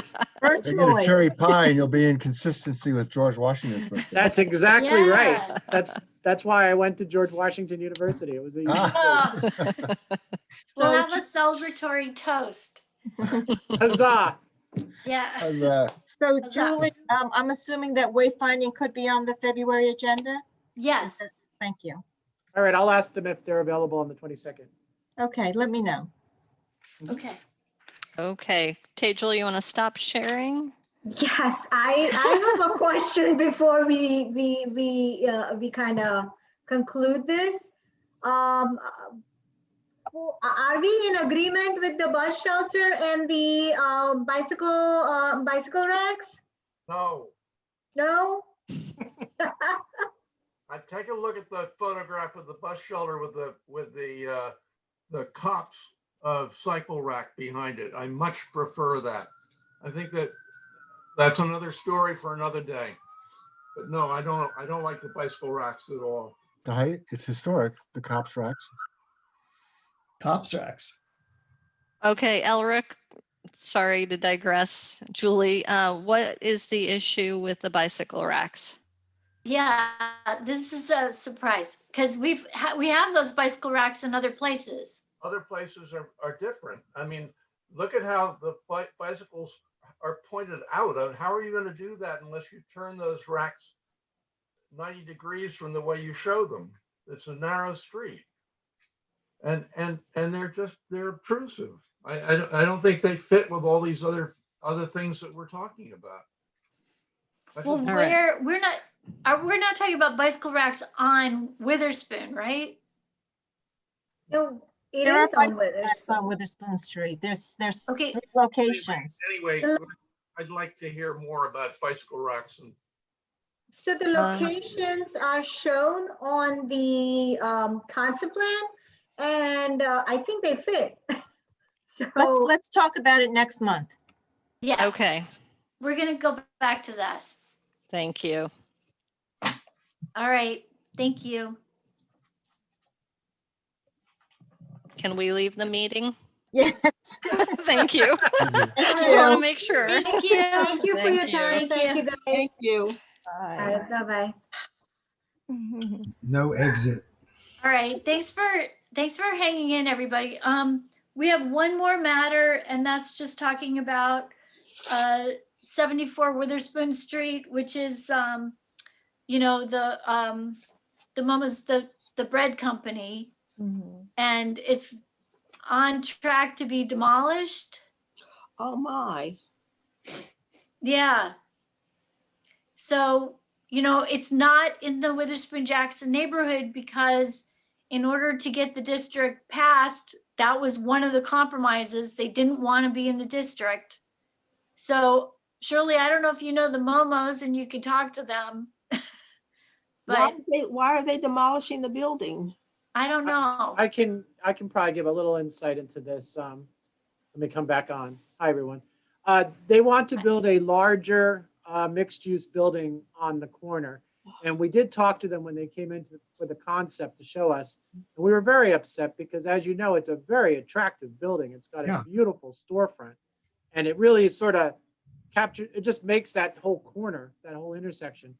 And we asked them if they would consider at least incorporating the facades and the storefronts into a design, maybe step back the density away from the street, but they really want to do a brand new building and fill the whole building in. Who's are they? Momo, the Momo Group. Yeah. Oh. Raul Momo. And this So- demolition, does it include the tobacco shop also? It's one building, right? Yeah, I believe so. Yeah, it's that whole site. 72 to 74. So we'd love the HBC to raise some Oh, concerns about it because geez. it's a terrific building. Both of those buildings are historic. Where the cigar shop is used to be Miss Mills Beauty Parlor, and where Momo's is used to be Toto's garage store. Yeah, they're very historic and architecturally significant. Unfortunately, they're not locally designated and protected. So maybe we can convince them to do something more creative. Yeah, it looks like actually, you know, the borough historic designation for recommendation is a little bit fuzzy. And I know that I had this conversation in the past with Wanda, trying to figure out where are these defining areas where it's the recommended extended residential central historic district. And really the way it's read, it's north of where the central district is currently, which actually would include that as a recommended historic district. So I think that there is at least that for the commission to work off of. But I think that, as Julie had said, that when we were looking at the Witherspoon Jackson, it was kind of our negotiation chip that, you know, that we're going to stop it at Paul Robeson, and that perhaps there was an opportunity to incorporate it later on to expand the central district. So obviously it's sooner than later now. And I know that Elric had some great photographs, which I forwarded to everybody on this. But if anyone knows the Momos, you could talk to them. So it goes all the way down to the restaurant, the Elements Restaurant? No. Yes. Building, and we should make that plain. Take a look at the photographs. For one thing, take a look at the one of Witherspoon Street. But it's if you look actually at the early maps, and I think I included some of those, the whole area from Holefish to Green Street, it's the only building left that was on those maps from the 1870s, 60s, 70s, whatever. And it is an historic house, and it has we can't let this one go. That's right. And Shirley, Elizabeth, if we could have those photographs so that we can talk about them, I think it would be helpful rather than just individually looking at them. I'm trying to pull it up now. Right. You said, Does this project include the empty space that's on the corner there of Witherspoon and Robeson? That's municipal. That's the old Jackson Street right of way that became a park. It's a park. Okay. Yeah. Could it be traded? Municipal. Is the mural painted on the side of Momo's building then? yeah. Yes. Okay. But if you stand across the street, you see clearly that that building is separate from Elements. Yeah. It's like. Where Elements is where Mr. Griggs' house was. Elements? That's where Mr. Griggs' house was, who had the restaurant. Well, they could also make the argument that if Elements was allowed to, you know. Yeah, that's true. They should be allowed to.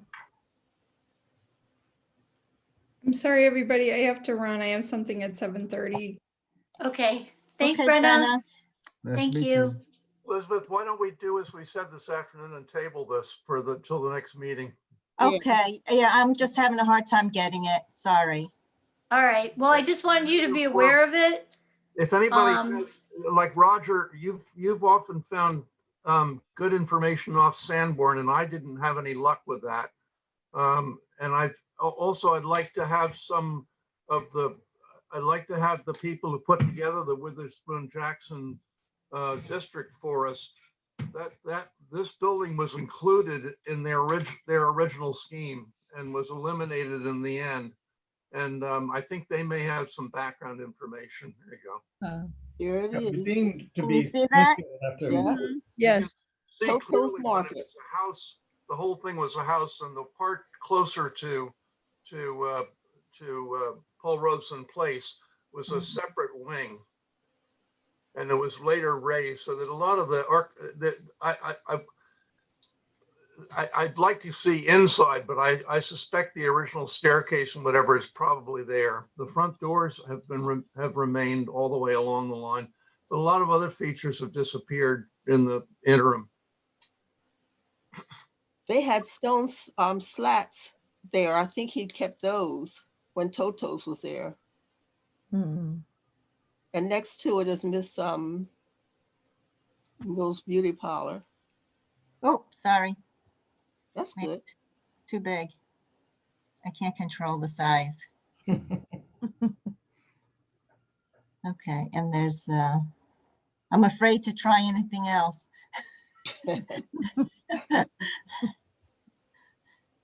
Trying to see. We put the flag up, as you say. So, let's see.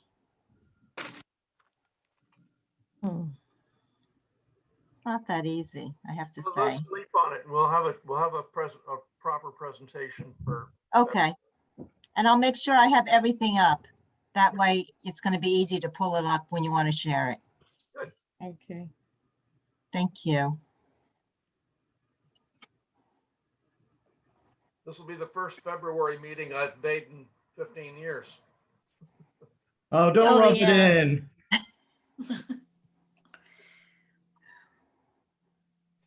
Okay. Okay, well, I will see if there's any public comments out there, but I have a feeling there isn't anyone out there anymore. Well, I guess not. It's almost 8 o'clock. I will double check. No, there's no one in the public attendance, so. All right, I think that is our final, yep, that's it, unless you have another report, Elizabeth. That's it, thank you. Oh, just that we will be circulating some resolutions for our former HPC members. So just be on the lookout for that. We'll do that by email. Okay. All right. Thank you. All right. So is there a Before I- motion to adjourn? A Yes. quick question, please, before we ring off for the new members. Is there anything that we have to acknowledge or sign by way of ethics or propriety now that we're coming onto this public commission? You I should have had think- for the sign the oath that you are going to commit to being on the commission. You should have received something from the clerk's office. I didn't get anything. There's I a don't have yearly anything, ethics survey from the Department of Community Affairs at the state, Yeah, financial disclosure kind of thing. financial disclosure form. But Carrie Yeah. received something, Carrie, you received the oath from the clerk's office, right? That's the one you signed today. You're muted, sorry.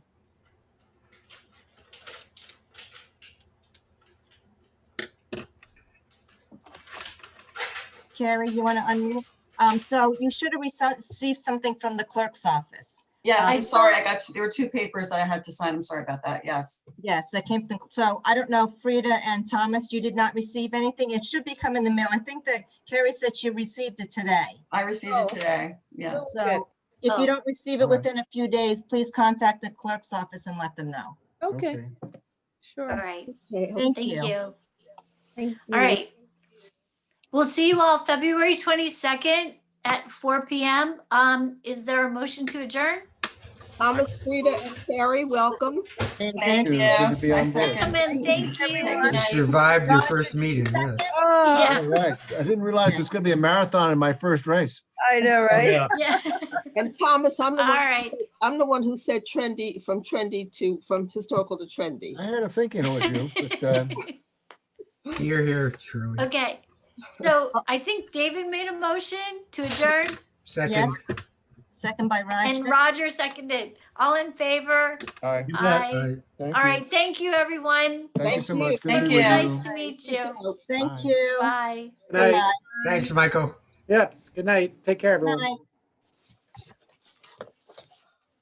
See, Elizabeth, you and I are the only ones left. I'm trying to figure out how to get out I of here. miss you. I miss you too.